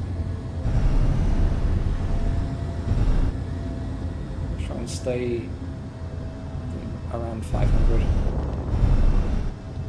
Like, some of these rocks are absolutely massive. Look at the size of this one compared to my ship. Let's put a GPS, silicon, which is SI. And where is that station? So it's head.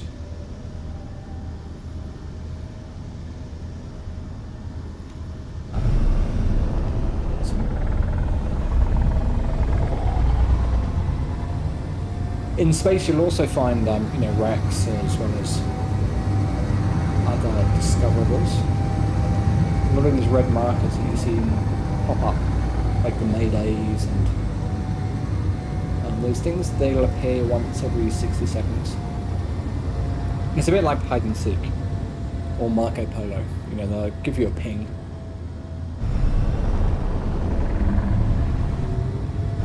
And you kind of aim towards it. And then you start moving in that direction. And then it will disappear after a couple of seconds, and then you kind of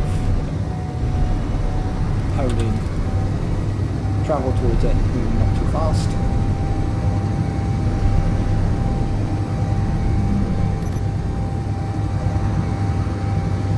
And then when it comes up again, you course correct. If you have a camera, the camera can help a lot in identifying where it could be. But yeah, I'm terrible at seeing these things, so.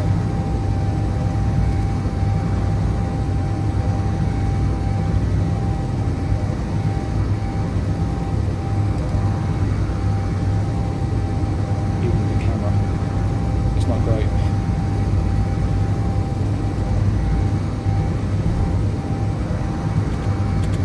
Whereas with my daughter, we play Power World together. And she's like, spotting all the eggs and that sort of stuff. And it's like a tiny speck on the screen. And she's like, egg, egg.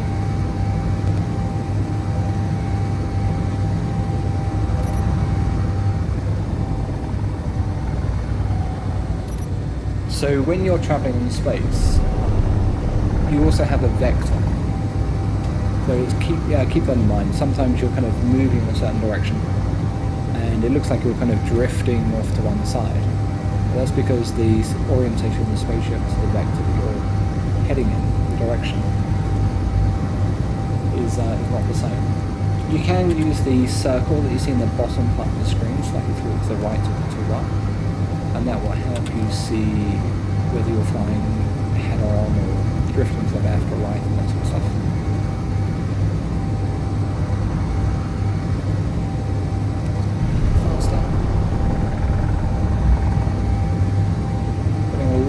far from the space station.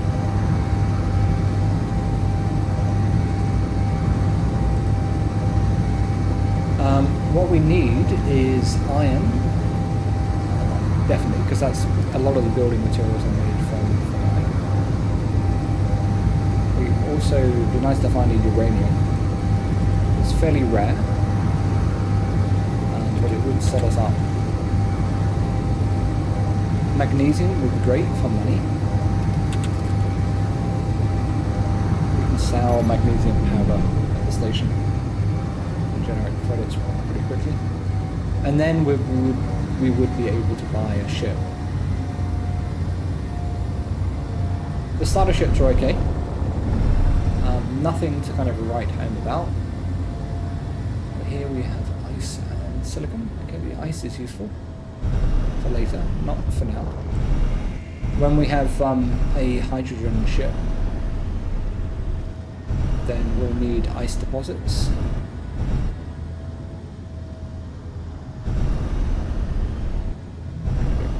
Okay, you guess this. I always put the element before the things like ice. So silicon, ice. And I spell out ice rather than putting H2O because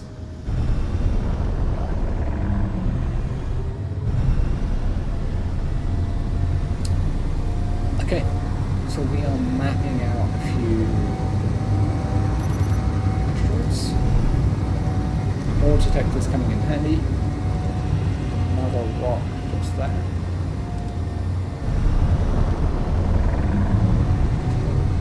To that one, side of center. Speed up to around 120 or so.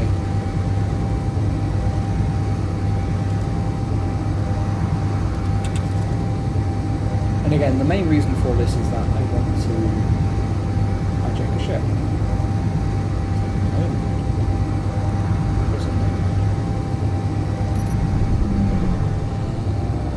Is that some kind of survival ship? It's coming from over there. So there is a trick that I can show you. If you go to the admin tools. But there's a part of the admin tools is called the entity list, which you will use in games to clean stuff up. A lot of debris can slow down the game. And it allows you to kind of take your ships really far.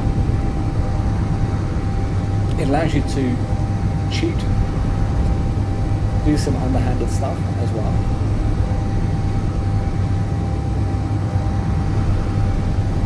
But it's actually quite useful just for looking at ships and figuring out if it's worthwhile to take them on early. Otherwise, you're kind of taking your hands of it. So,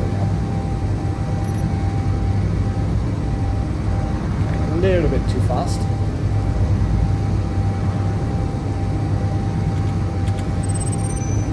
Especially with these little iron thrusters.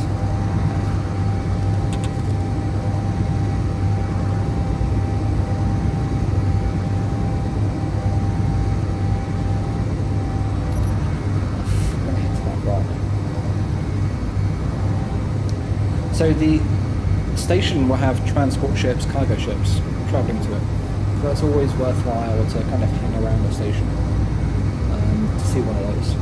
Cargo ships, for me, I think are pretty useful. You can use them as temporary bases pretty easily. They're very flexible, have a lot of storage space. So you can hop from asteroid to asteroid. You usually have enough space to put a sender and refinery and that sort of stuff. A lot of them will have one in already. Whereas the smaller ships, you know, they'll be good for having a fighter and that sort of stuff, but not really as flexible.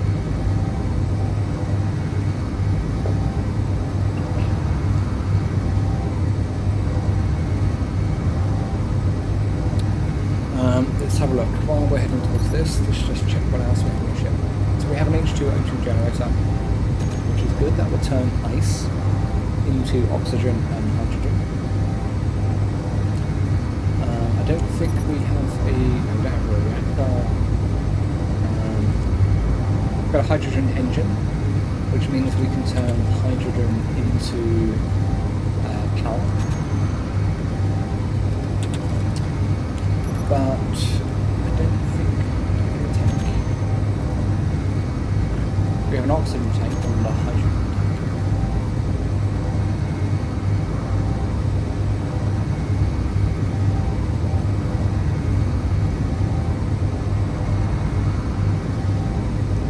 Which means we're not able to store hydrogen that comes from the H2O2 generator.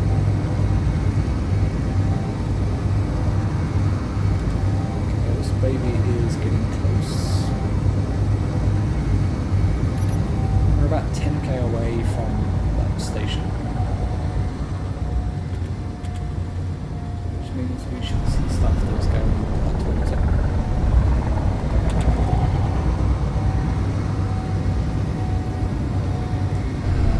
This rock goes. Again, make sure we are pointing off in a direction. Already see ice and silicon.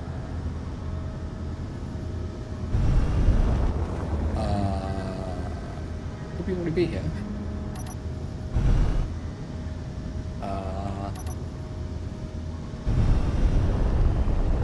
Have we been here before? No.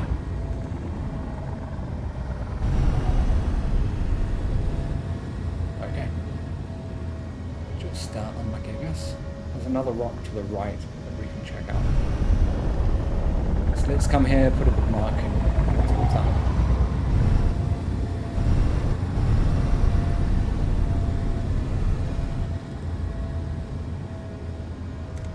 So GPS this. This.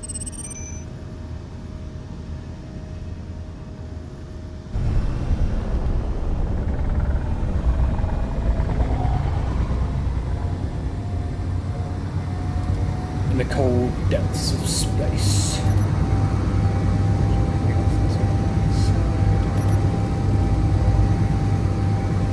This small rock.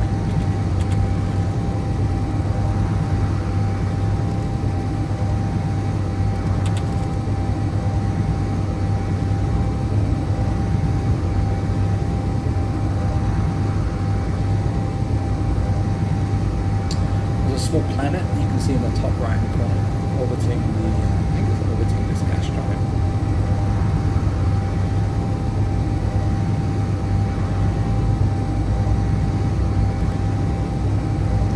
In my first playthrough, my private playthrough of this scenario, one of the first asteroids I found was a uranium,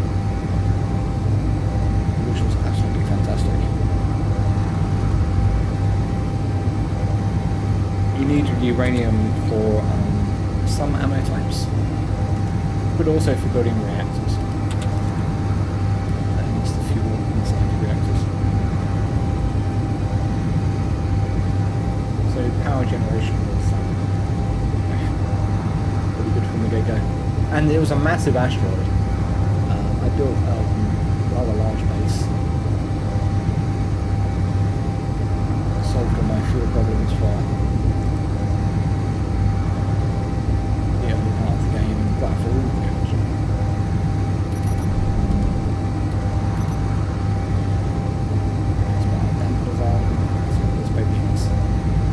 a little bit far from the station for my liking.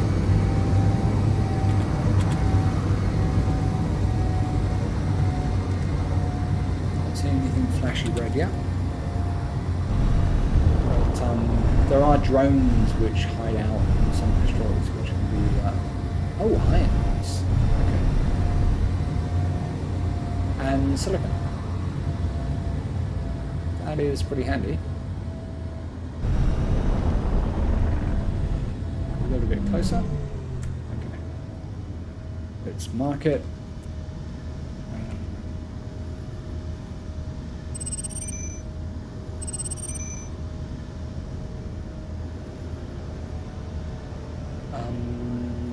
again, let's head more towards the station.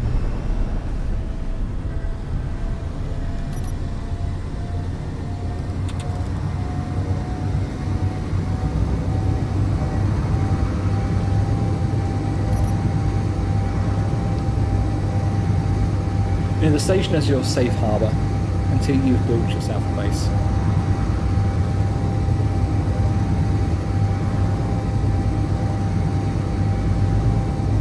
Although we can, we can jump on one of these asteroids. Something there.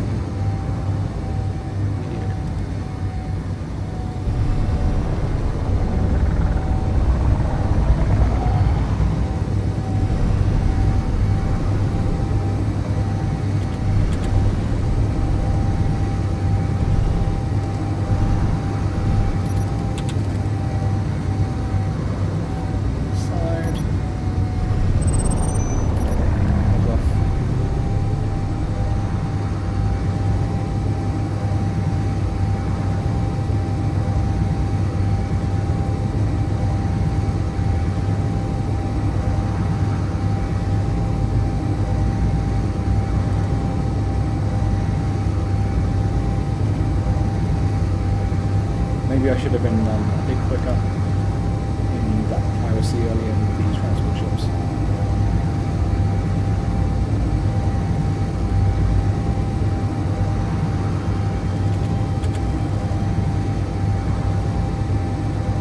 So in this scenario, there are a few more non-standard ore types and some non-standard components and things that you can build, that sort of stuff.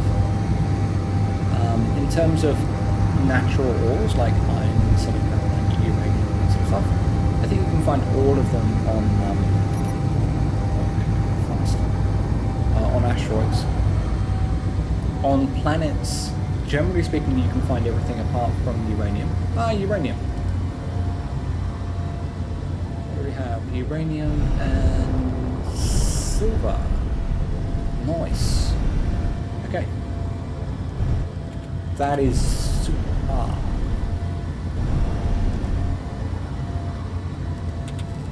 Interesting shaped rock. Now it depends how much uranium this rock has. It's combined with silver, so it might not be that much. We'll have to take a look. Let's get a little bit closer. GPS. Silver is Ag and uranium. Okay. So this rock is an interesting shape. It's not super big. Is that looks like is that a big patch of uranium? Switch to our drill. I think it might be a rather massive patch of uranium there. But there's the silver. Look at that. Jeez Louise. And that's a huge patch of uranium here. Like, that's us. Okay. What else? To be honest, the camera can be a little bit funky in this game. If there's another object kind of in the middle of, like if it's between you and the end of the camera will kind of flip out, and there's more uranium there. Silver. This could be a good place to start.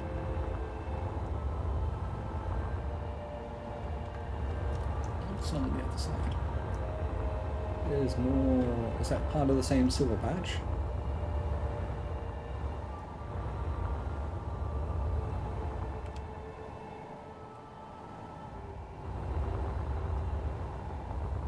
And the way to find ores basically is by approaching and using the camera and looking for the surface changes.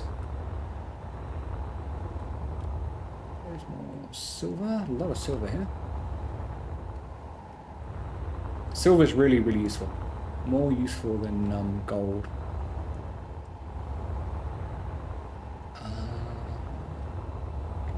Just checking for...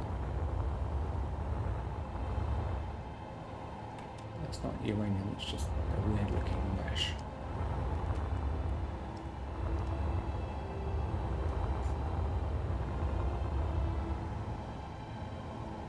Okay, so there's quite a lot of uranium here. Be careful not to lose our... Not a vast amount, but quite a lot to start with. Let's head over to our ship. Upside down. So the station here is 15 kilometers away. Is there anything on this thing?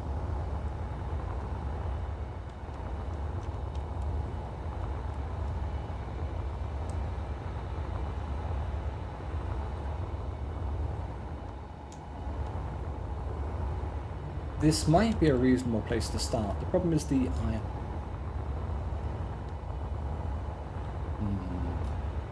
There is iron over there, which is 13 kilometers away.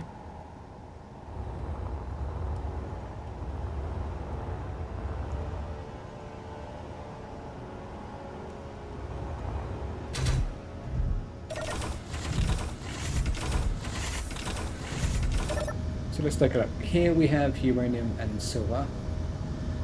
Closest iron is the sun, that's 11.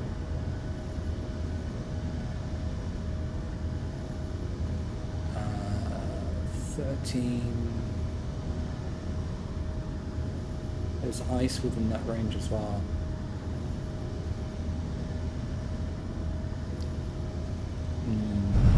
Let's move a little bit this way. Like initially we don't need a massive base. It's a little bit some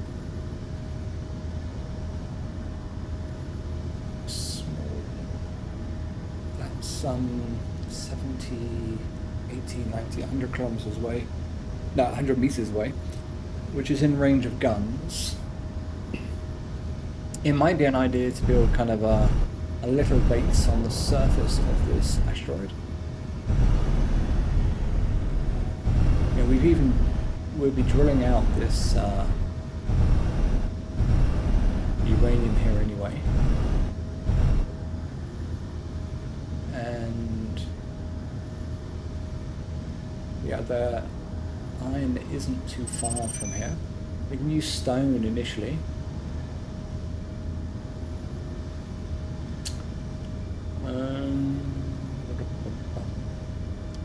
Any other rocks?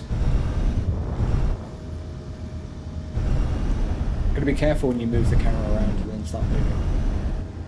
You can inadvertently smack into something.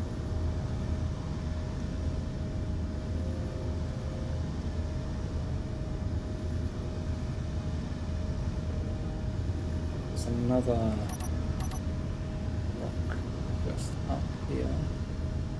I think it's just under the one. Let's go and take a look. There is a hole inside here, which might, you know, it's a good hiding spot.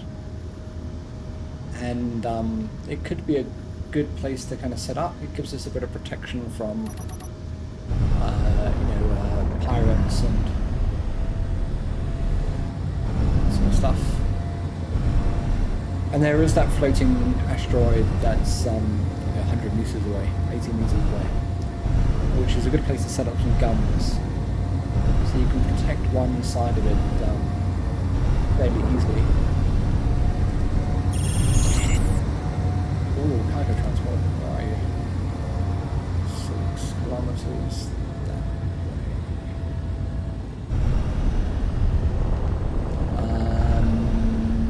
I think it's thine.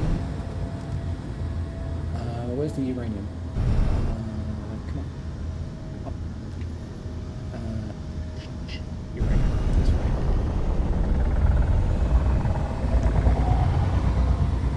Okay. Let's go and park this baby.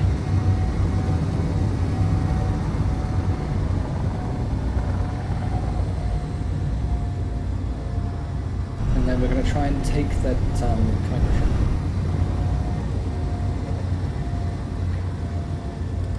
And we're parking this here because it's unknown, you know, it's a bookmark that we have and know. So it makes our lives a little bit easier. Okay. It's ground full.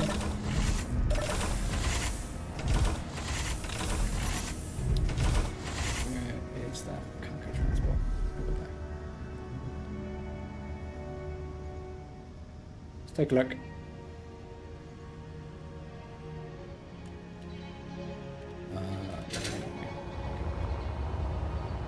Got my jackpack off.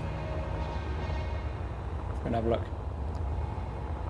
So one thing to keep in mind is that you don't want it to be too close to the station. Otherwise it can get a little bit confused. There's a mod that I have which enables hacking. Actually, hacking computer. What does that need? 10 superconductors, 100 computers. That might be a better move, actually. Because when you use this, you don't lose rep. We have the superconductors.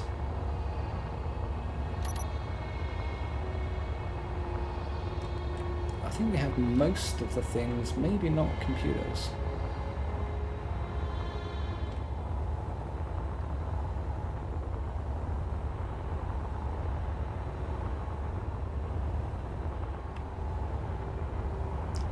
Again, got to be careful, got to watch your speed. We're not inside a safe zone. So if we smack into anything at speed, we're pop our clogs. Okay, and we need to be fairly quick.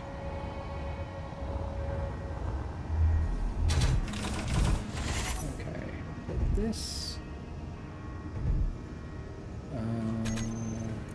That again. What was it? Cannot withdraw. What are we sure of? Display hacking chip. We don't have a hacking chip. And I'm pretty sure we can't make one. Okay. So let's do it the old-fashioned way. Okay. Cargo transport.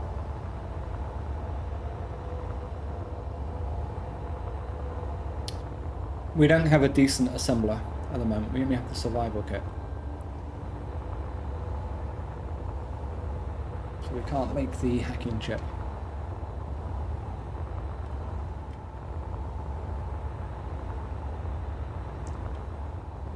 So what we need to do, because we are neutral, the guns are not going to attack us. Only once they see us as an enemy will they do that. Go and take a look, see what this one looks like first. Go and watch our speed. What do you look like? Okay, you've got solar panels, so it's not giving me a warm and fuzzy feeling.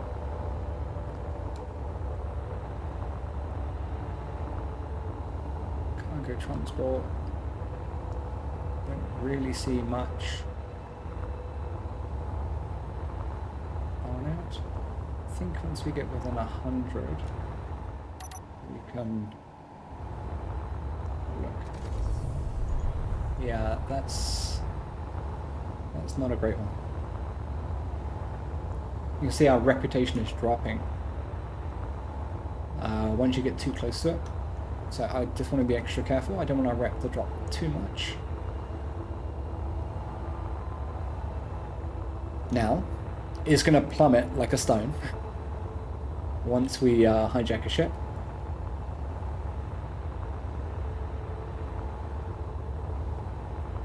Let's head back.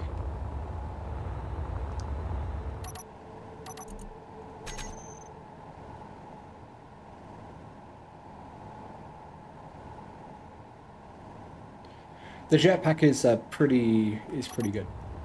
you slow down and speed up quite fast. Whereas when you're in a ship, you have a lot of inertia.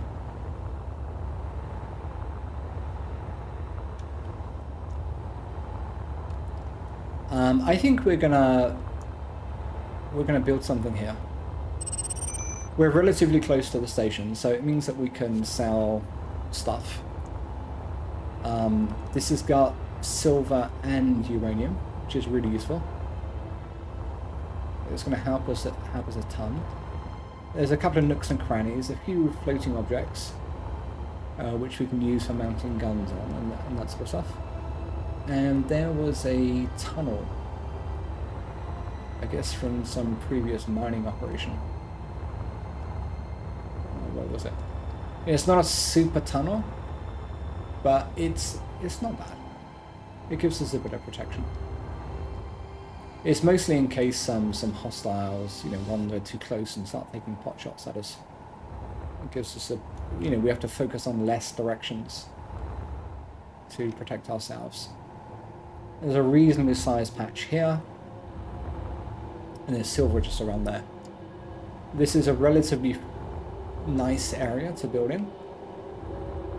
So it's not super flat, but again, we're not going to have anything too big. Let's go and grab our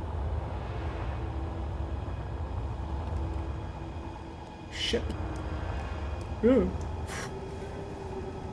That's a sphincter clenching moment.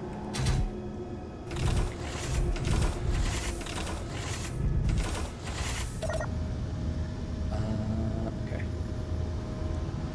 So it was somewhere.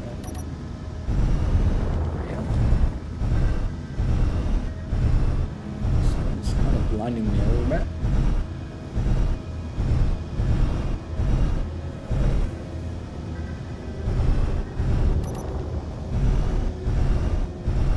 The lighting is a bit weird in this game sometimes.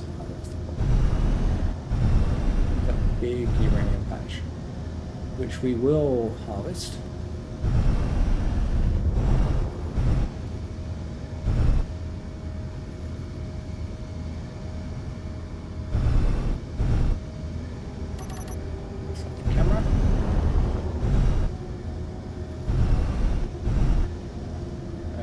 Build fairly close to this uranium patch because then we can use a static drill.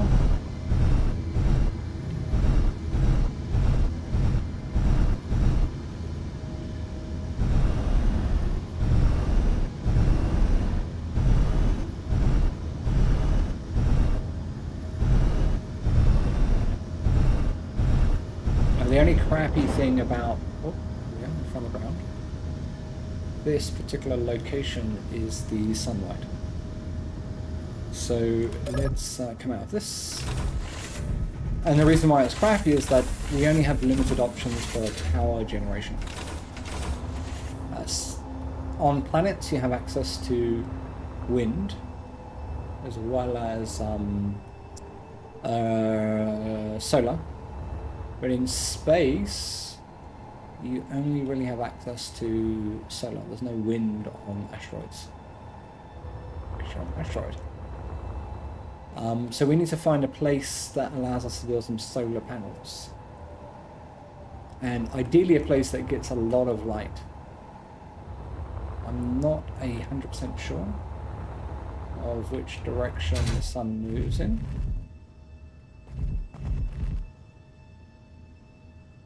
Is it going up like this?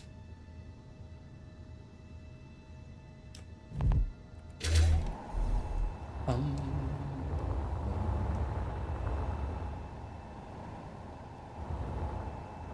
lot of silver there. That's nice.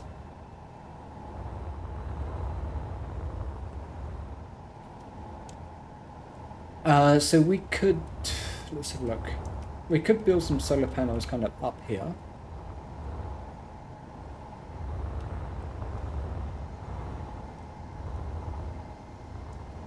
I guess we don't need to be that close to this uranium. Around this side is, it's darkness now, so it's maybe up here. Actually, this might be better. It's more clear sky. There is that planet here. As it swings around, again, like it depends on the direction that the sun is moving in. No, there's no map.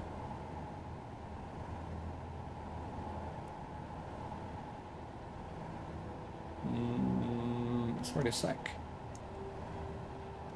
Actually, maybe kind of around here would be better. You know, we don't... This is not a massive amount of space, and there's zero protection from stuff, but once we have a proper miner, we can lock off this load. There's a rock nearby, which gives us some... You can put some guns on that thing. And then... There's not really much apart from that. But it is close to this uranium and the silver. So maybe kind of around here would be a good idea.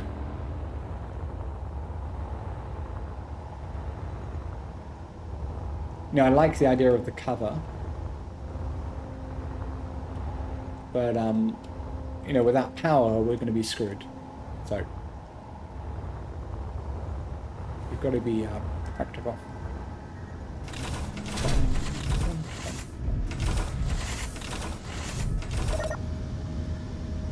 Okay.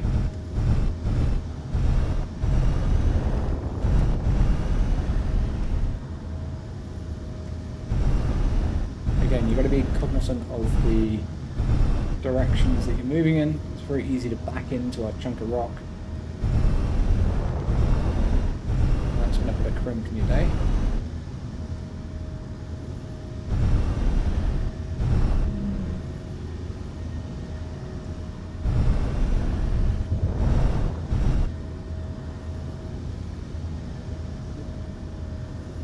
Yeah, that's only this rock behind me. But that offers, like, no protection. Although we could mount guns on the other side. And we can build something out. It's only kind of 40 meters away. Let's take a look. You know, these things, you got to think it through, but you don't want to overthink it. And what I'm really thinking about is how much space do I have to build and the access to the sunlight.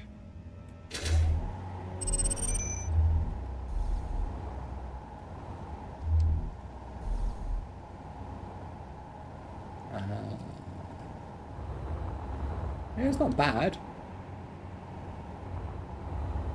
Is that two? No, it's not two transports.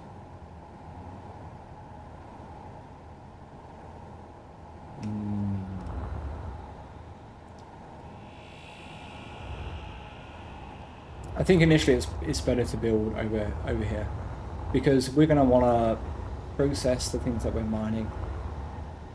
There's an angle that we have in here. We can get the silver and the uranium. We've got access to sunlight. It's not a super duper building area, but it's good enough. And, you know, it's not necessarily going to be a permanent place for us.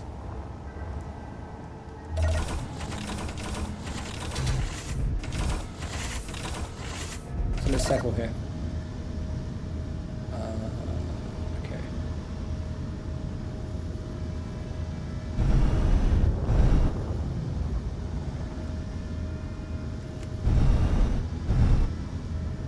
And I'm going to start building slightly more to this side.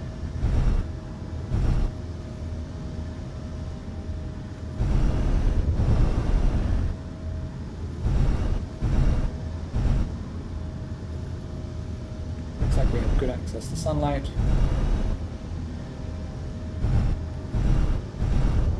You know, I would like a bit more protection, but you know, power, given what we have at the moment.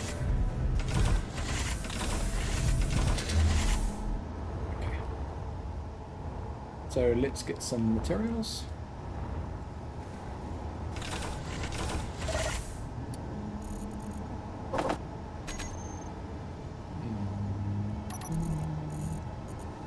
That away. Just a little bit more inventory space.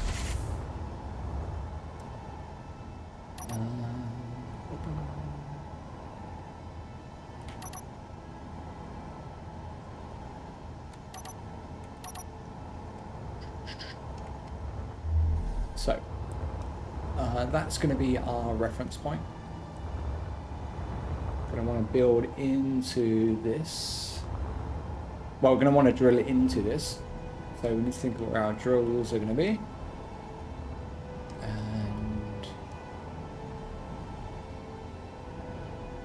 go down through the part. Maybe something like this. A relatively big patch just there. So maybe that way. And then our base is going to be on top in this flat kind of space going back this way.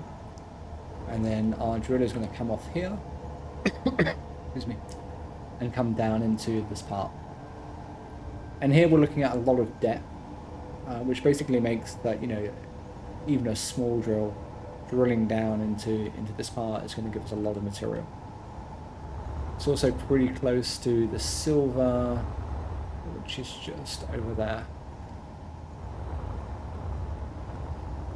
So let's build out here.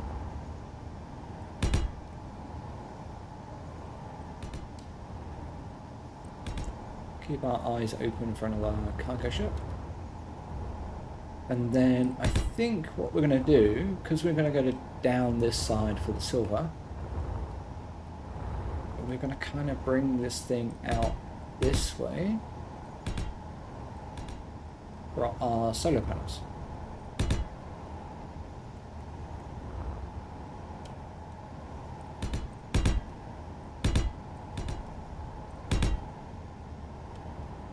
Look.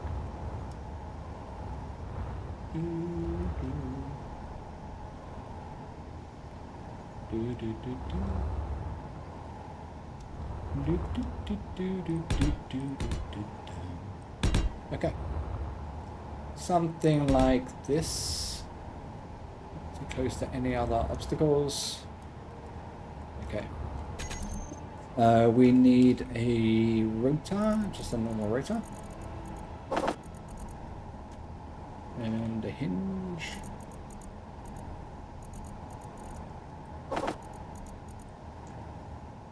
Camera.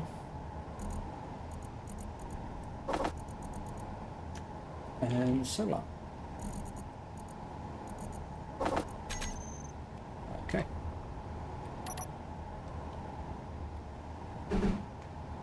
So the rotor is going to rotate our panels along with the hinge to make sure that it's always facing the sun. 1, 2, 3. Whoops. Wrong. Grab that one. It's only one steel plate, but it's we don't have many. What do we got? 1, 2, 3, 4, 5. Yeah. Throw it on the camera. Align that to the 0. Where's the 0 degree? The top of the hinge. There we go. And then we need steel plates for that. Good.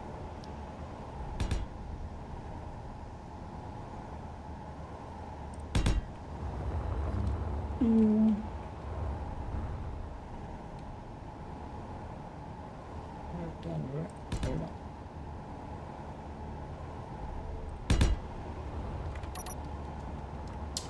Okay, that's the minimum that we really need. Well, we don't actually need this many panels.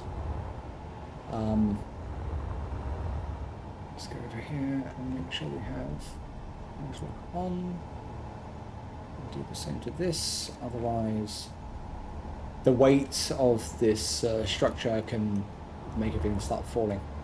And then it's not a huge deal, but it's a pain in the ass. Okay, so we need to start building this. We're not going to have what we need.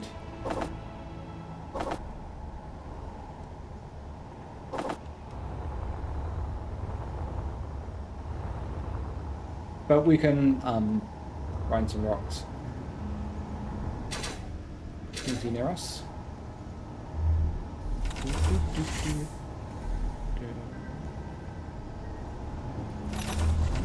Oops.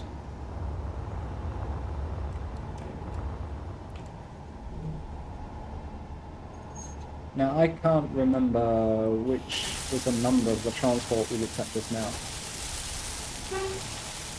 The Y10 there.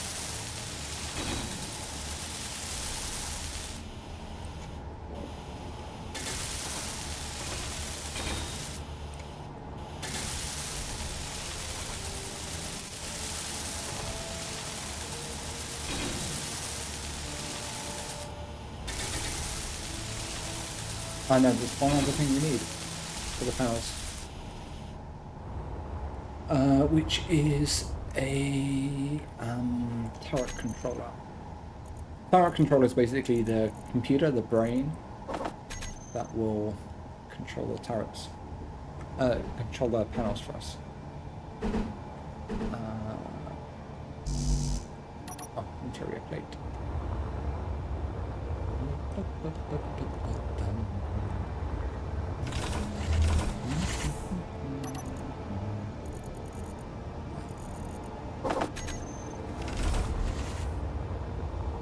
Try that again.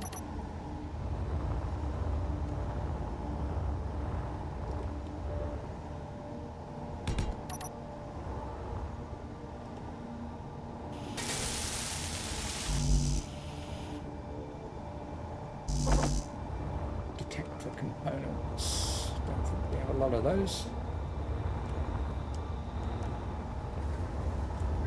And I don't think we can.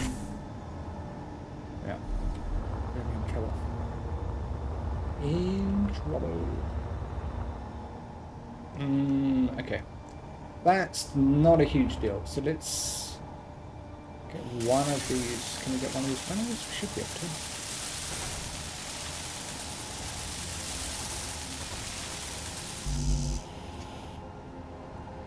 And solar cells. Because even though the panel is not moving, and it's not aligning with the sun, we'll still get some power. So let's take off this and this. Can we build gathers? Yes. Can't remember how many we need. Let's start with that.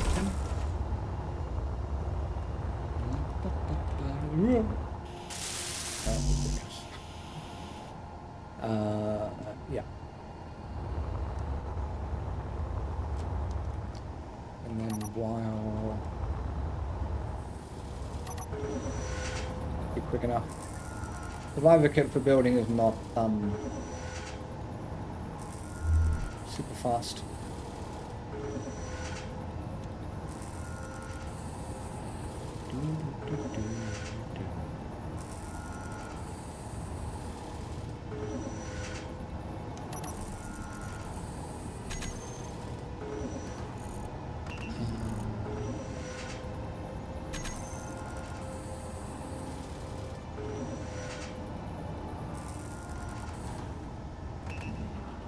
Come on.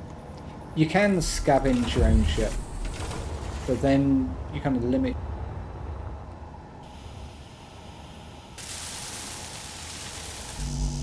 So it's just the solar cells.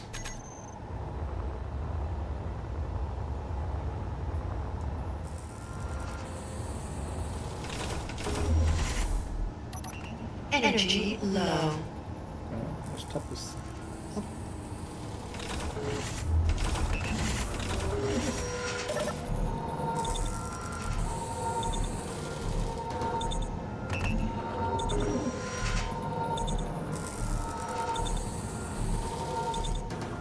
You always want to make sure that you have at least one respawn point that is safe. At the moment we only have one, which is on the ship.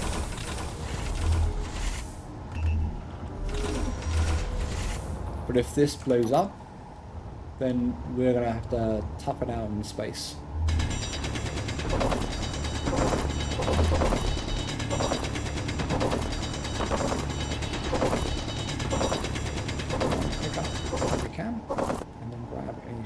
windows.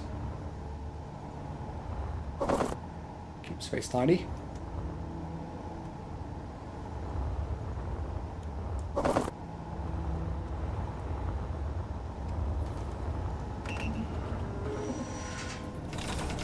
The sooner we get a drill up and running, the better. 5 solar cells away.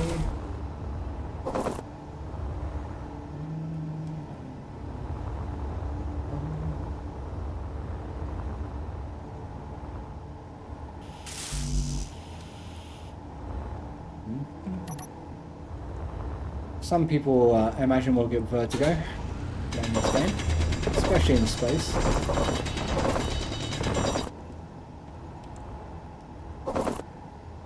Like too many bits floating around. Inventory full. Okay, the last of the solar cells should be complete.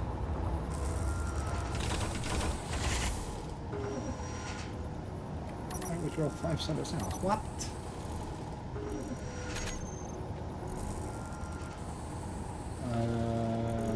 Low. No, we should have enough. Okay.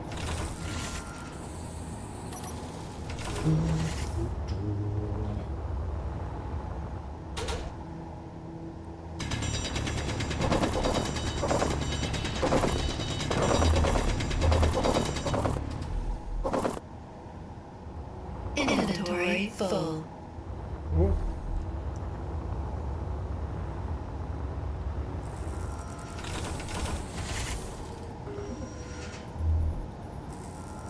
Oh, come on, you cannot be serious, man. What's the problem? Oh. What do we need? 6 silicon. Okay.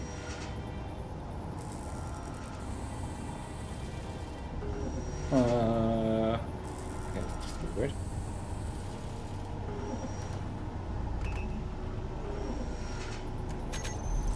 Okay, well, that's chugging along. Oh, a couple of rocks. Grab. Oh, there's no rock. Oh, there's one.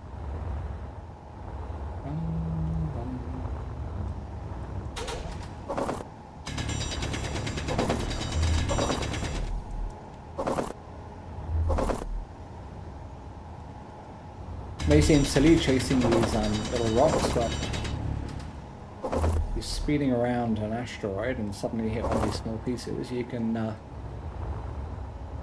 a face full of heart. And it can kill you. Even doors can kill you. I've had an airlock close on me before. I was chopped in half like that villain from the James Bond film. A villain? Okay. Got the last of the solar cells.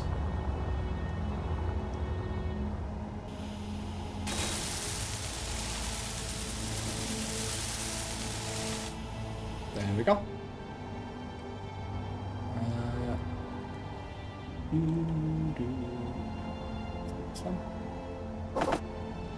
So add it to the build planner.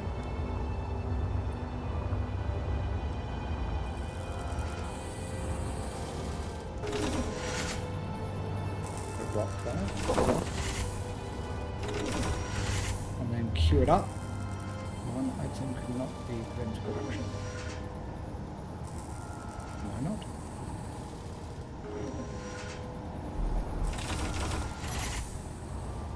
Okie dokie. So we've got one panel up and running now. Grab these current rocks.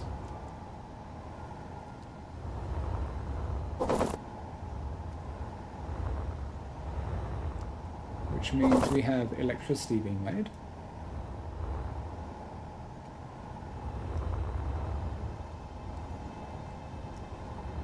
We don't have enough I don't think we can make the connector yet, can we? We need small steel tubes. So we need to get a refinery and an assembler. And for that we need materials. So let's have a look. Refinery. We'll go with a basic.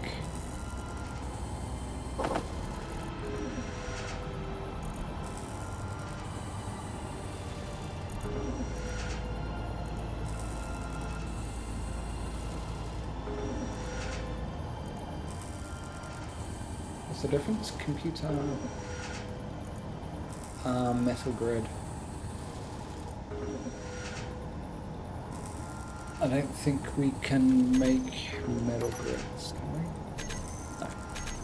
So we need a normal assembler. First. Otherwise we can't make the components we need to build the assembly. Bit of chicken and egg. So again, we're going to keep this pretty simple. I need to get the let's see if I can get any of this.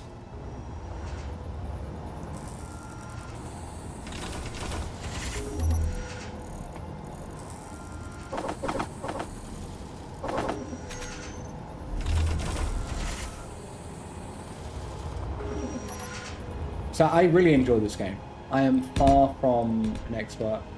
I have a lot to learn still. But it is, I do find it very fun, very enjoyable.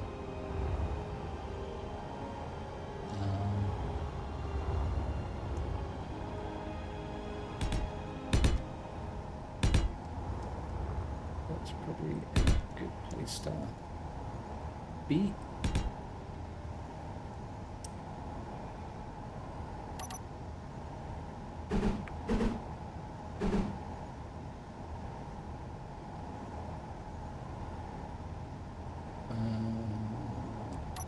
This one has more ports.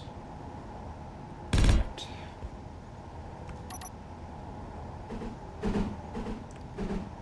The assembler only has one port, so it's a bit of a pain in the arse.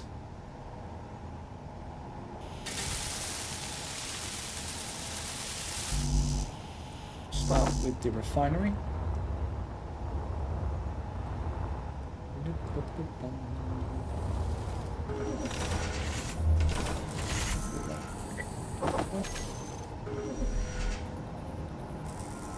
And computers.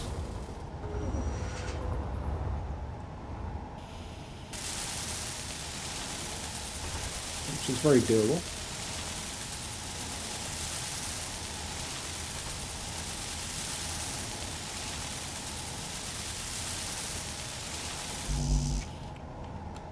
Once we have the refinery up and running, the next thing I think we need to work on is going to be a drill.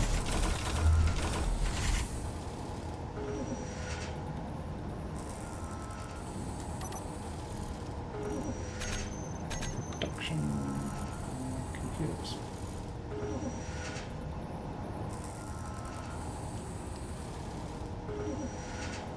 And then while it's doing that, going to get out a bit more.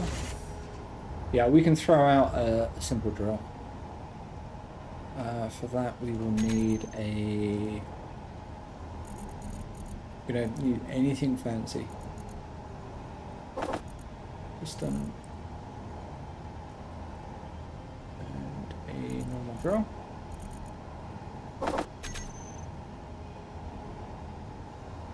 Steel plate computer, large steel tubes. Yeah, that's gonna be the... I need 4 for the piston. Another 12, so it's 16. Double check. Pretty sure we can't make them. And 16. Large steel tubes. I'm going to put them into something just now. Is it a connector? No. Or is it the ore detector? Energy low. Not there either. What was it?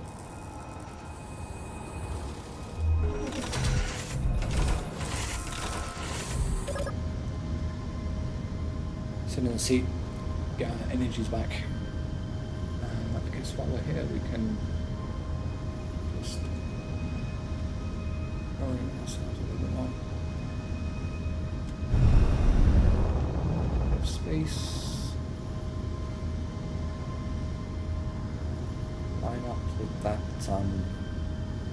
still column.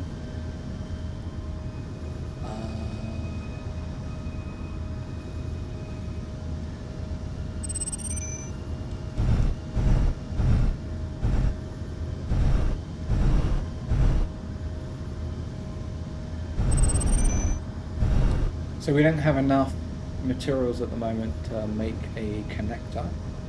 You know, we are just starting out still. We will be able to soon, especially once we start mining some rock. But what we can probably do is make a magnetic plate. And then once we have a magnetic plate, we can attach to our little base that we're building. And we can provide it with power, and we can charge our batteries.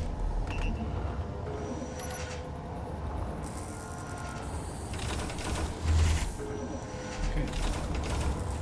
We'll do the refinery.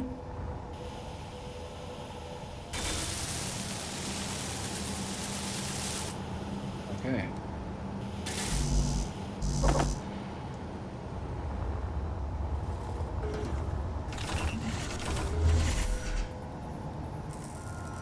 Six computers.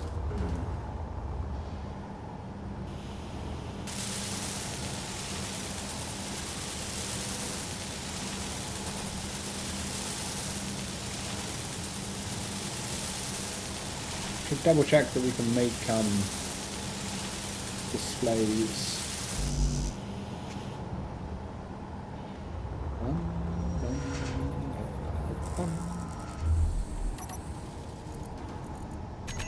Yes. We want that for everything else. Might as well add those. Okay, good. So we've got the refinery.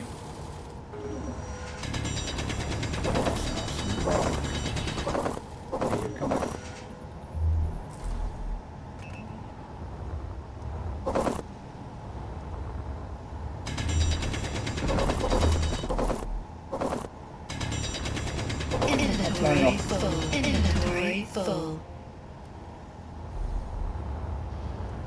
Hopefully we have enough power.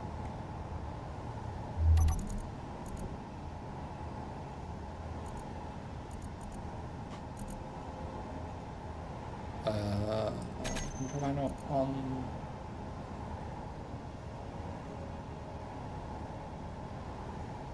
Don't have a great yield rate, but it should be fine. How much power do we have? I think we need to do that late, sooner rather than later.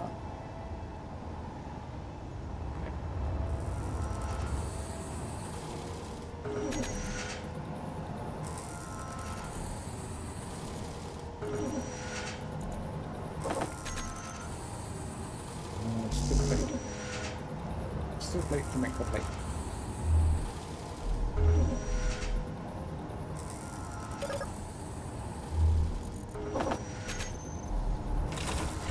You know, initially you're pretty frugal.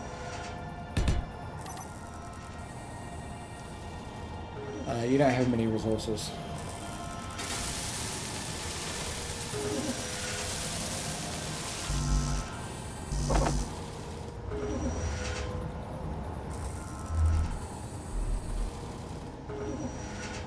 But that's you know, it's one of the joys.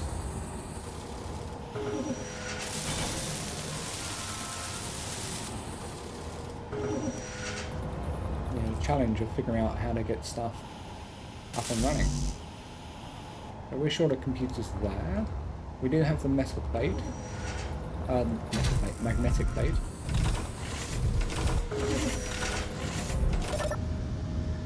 Okay, there's... oh, wrong direction. Backwards. Do.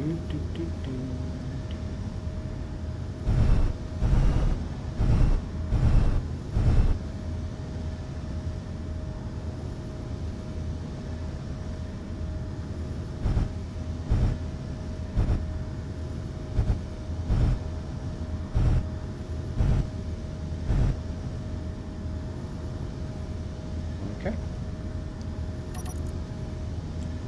It should be... I think there's also locks. Yeah. Useful parking. Otherwise things can go badly for everybody. Okay, this should pass power. Power doesn't need any type of special connector or conveyor or anything else like that. Just contact with the grid. Okay, now... why is that refinery not refining? I thought it did stone.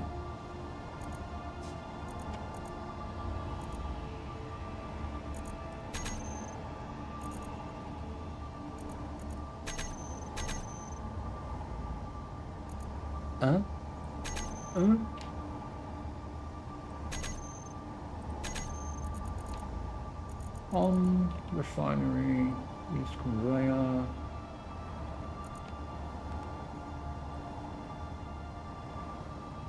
Queue stopped.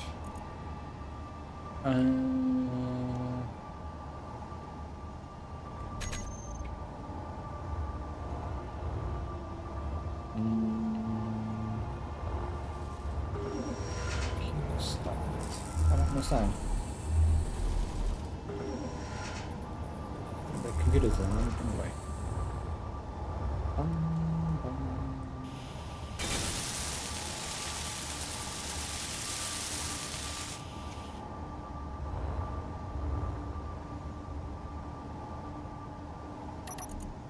Why aren't you chugging through the stone?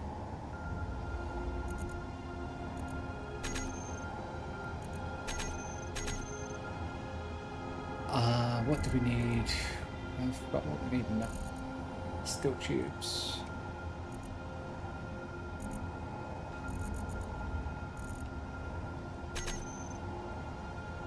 I could have sworn this did stone. Let's check it out. We're going to need some iron, which we can go and get. We're nearby in iron. Destroyed.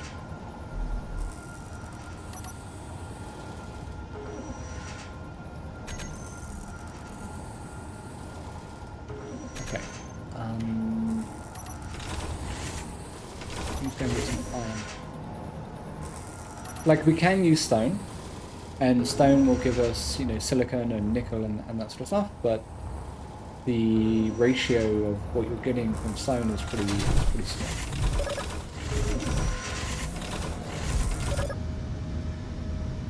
So let's add the plate to our toolbar. Switch lock. Okay, closest iron is 11.7 away in that direction. There's another one kind of directly above us.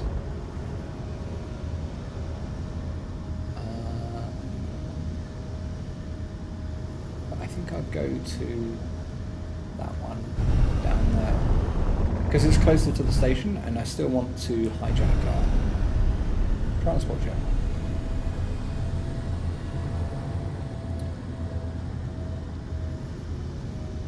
Not only do they make pretty good early ships, they're chock full of resources.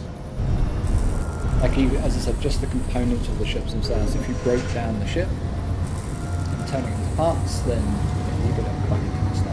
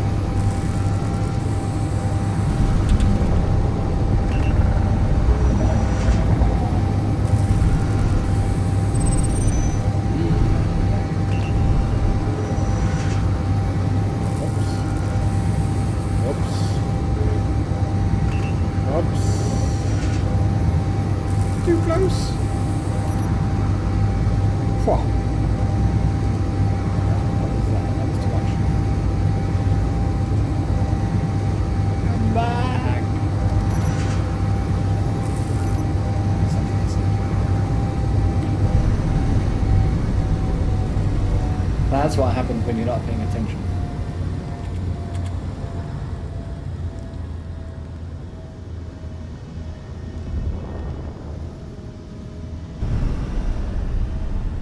Okay, so what was that? Just want to check something. We do have batteries. We do not have a lot of stored power.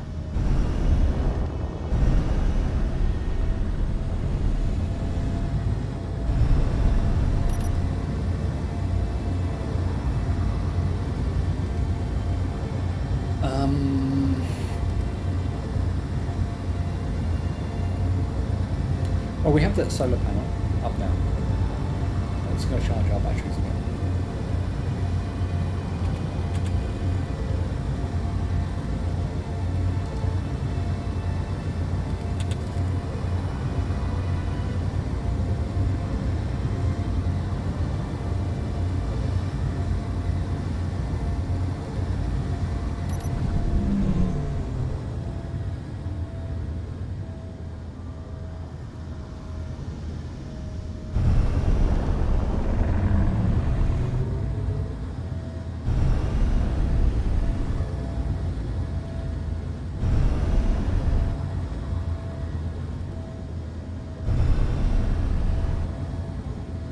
Like, we could attach a solar panel to the ship and charge it up, but we have the makings of a base already, and that has a solar panel on it. And we can get a 2-for-1, you know, power the base as well as recharge our ship.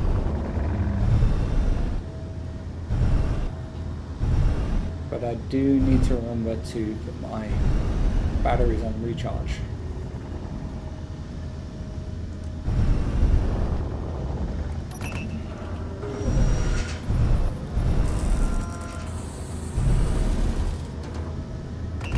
They will charge on automatic, but they'll charge quicker.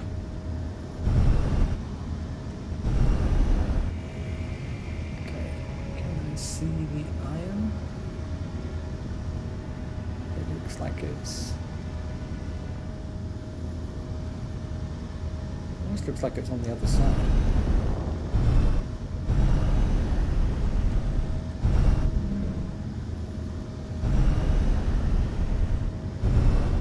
Some of these asteroids are absolutely massive.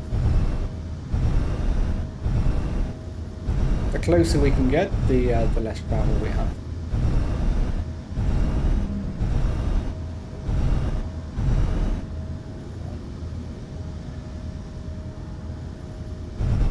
And if the sun is on your side, then you can actually see it.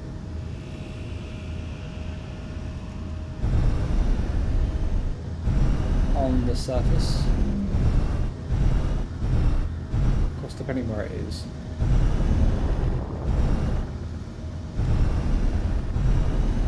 Often asteroids have like a massive hole in the middle, which I think is the case with this one.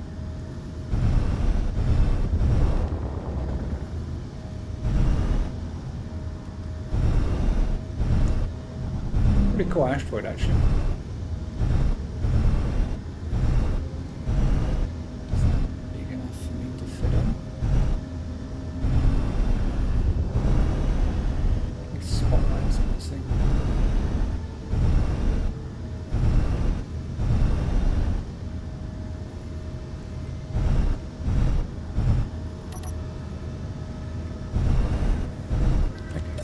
good enough. The other issue is inventory space. Aha, there you are. Oh, look at that. Look at that. Ganda baba.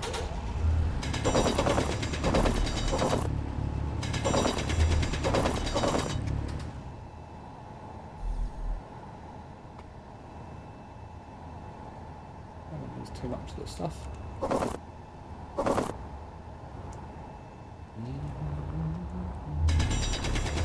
Inventory full. Inventory full.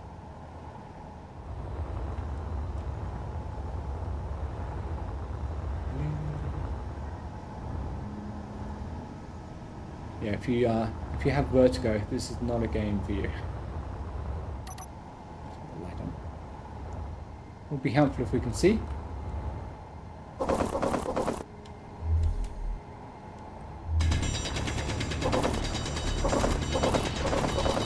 Inventory full. Inventory full.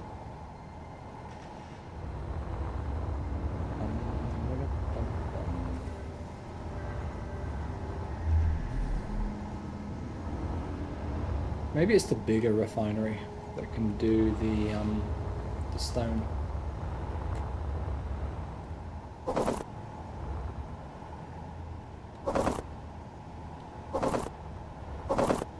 Not litter too much.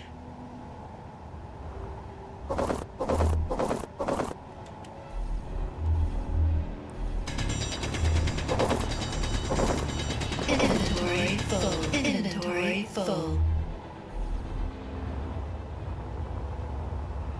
Look at my hydrogen as well, actually.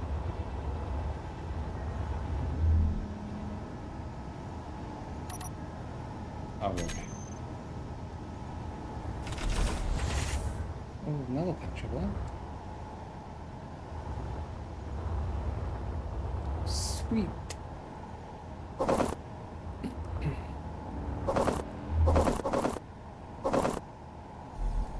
You know, the weird thing in this game is that it takes you a little bit to kind of find your feet and get the bare necessities up and Inventory running. full. But then once you do, very quickly you can progress and create mining ships and get some automation going. And then suddenly it's like a breeze. So how are we doing here? We can do one, let's do one more load, and then we're going to be full.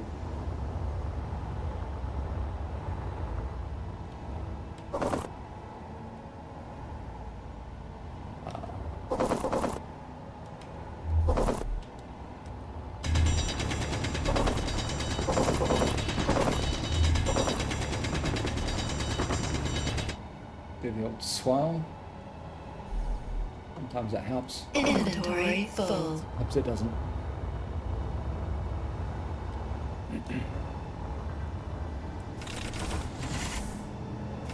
Okay. That one's going to be the main inventory. The cargo container is going to be full. Let's fill up our inventory as well. Inventory There full. we go.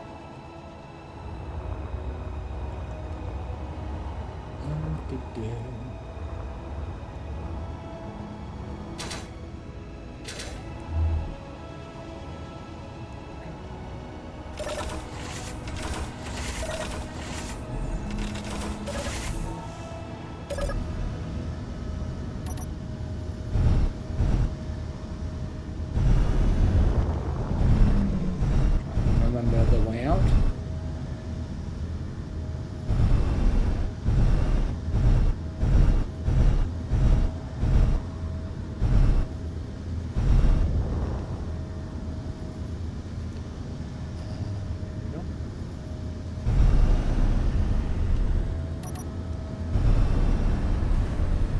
Go off to one side.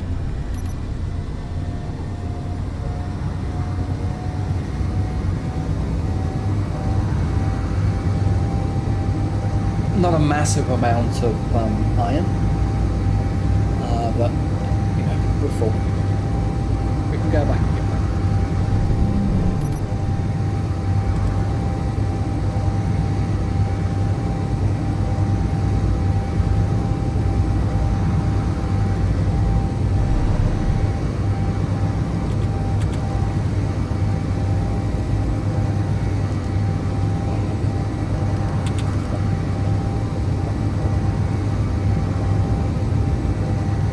This game is it's very pretty. The graphics are quite nice. A little bit blocky when it comes to building, especially how some of the building mechanics are, but we'll see this later.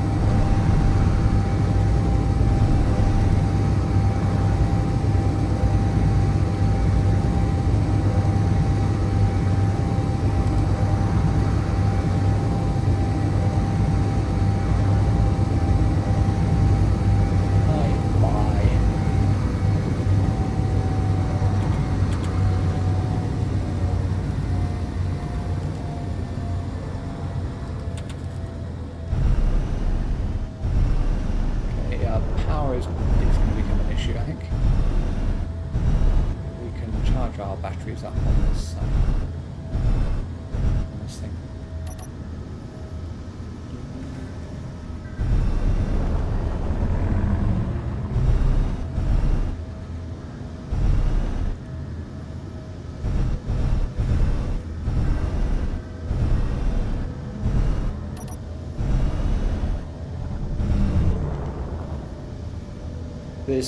This ship does have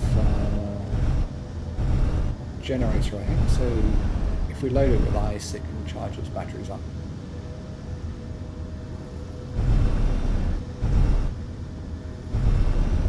It doesn't really matter where we attach as long as we don't break anything when we do.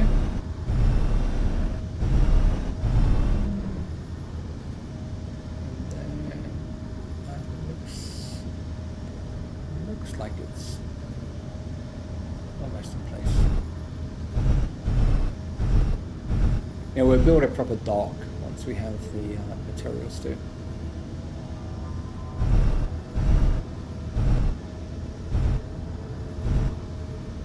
There we go. Now auto locks. I did want to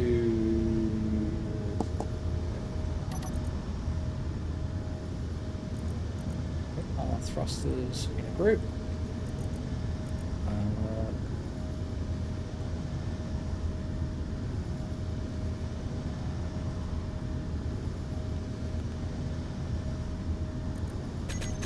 Put it on the toolbar. Yeah. Toolbar block on off.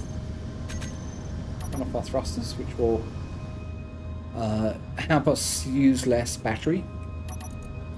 Then go back here, go to the batteries, and group them together.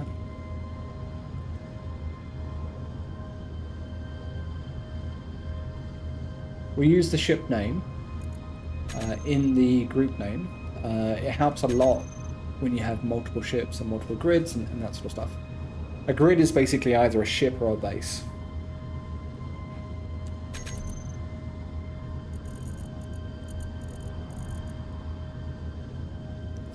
Recharge on. And we'll turn to recharge. So our engines are off. Our batteries are on charge. We're currently at 19%. Got one solar panel up and running, but we can get the other 3 easily now. We've got the assembler and the refinery. Picked up a bit of iron. We don't have a lot of stuff, but we did get a lot of salvage off that that ship that we picked apart. I'd still like to take down a cargo ship, but we've not had one. I've not been quick enough, to be honest. On the early ones, and the ones that we saw afterwards weren't particularly great. But we have a toehold. We've found a pretty decent asteroid to build a small base on that has uranium and silver. We've got locations of asteroids that give us silicon and iron. Still need to find nickel and cobalt, but you know they'll come. They're not going to be too far away. That's it for now. I'm going to take a break for a bit because I need to pee and get something to eat. Thanks for watching. Please do like if you like the video. I'm going to do a series on Areas at War because I really like it and it's fun and there's a lot to do. And yeah, it really shows off the game. So please do like, subscribe if you want to have more updates.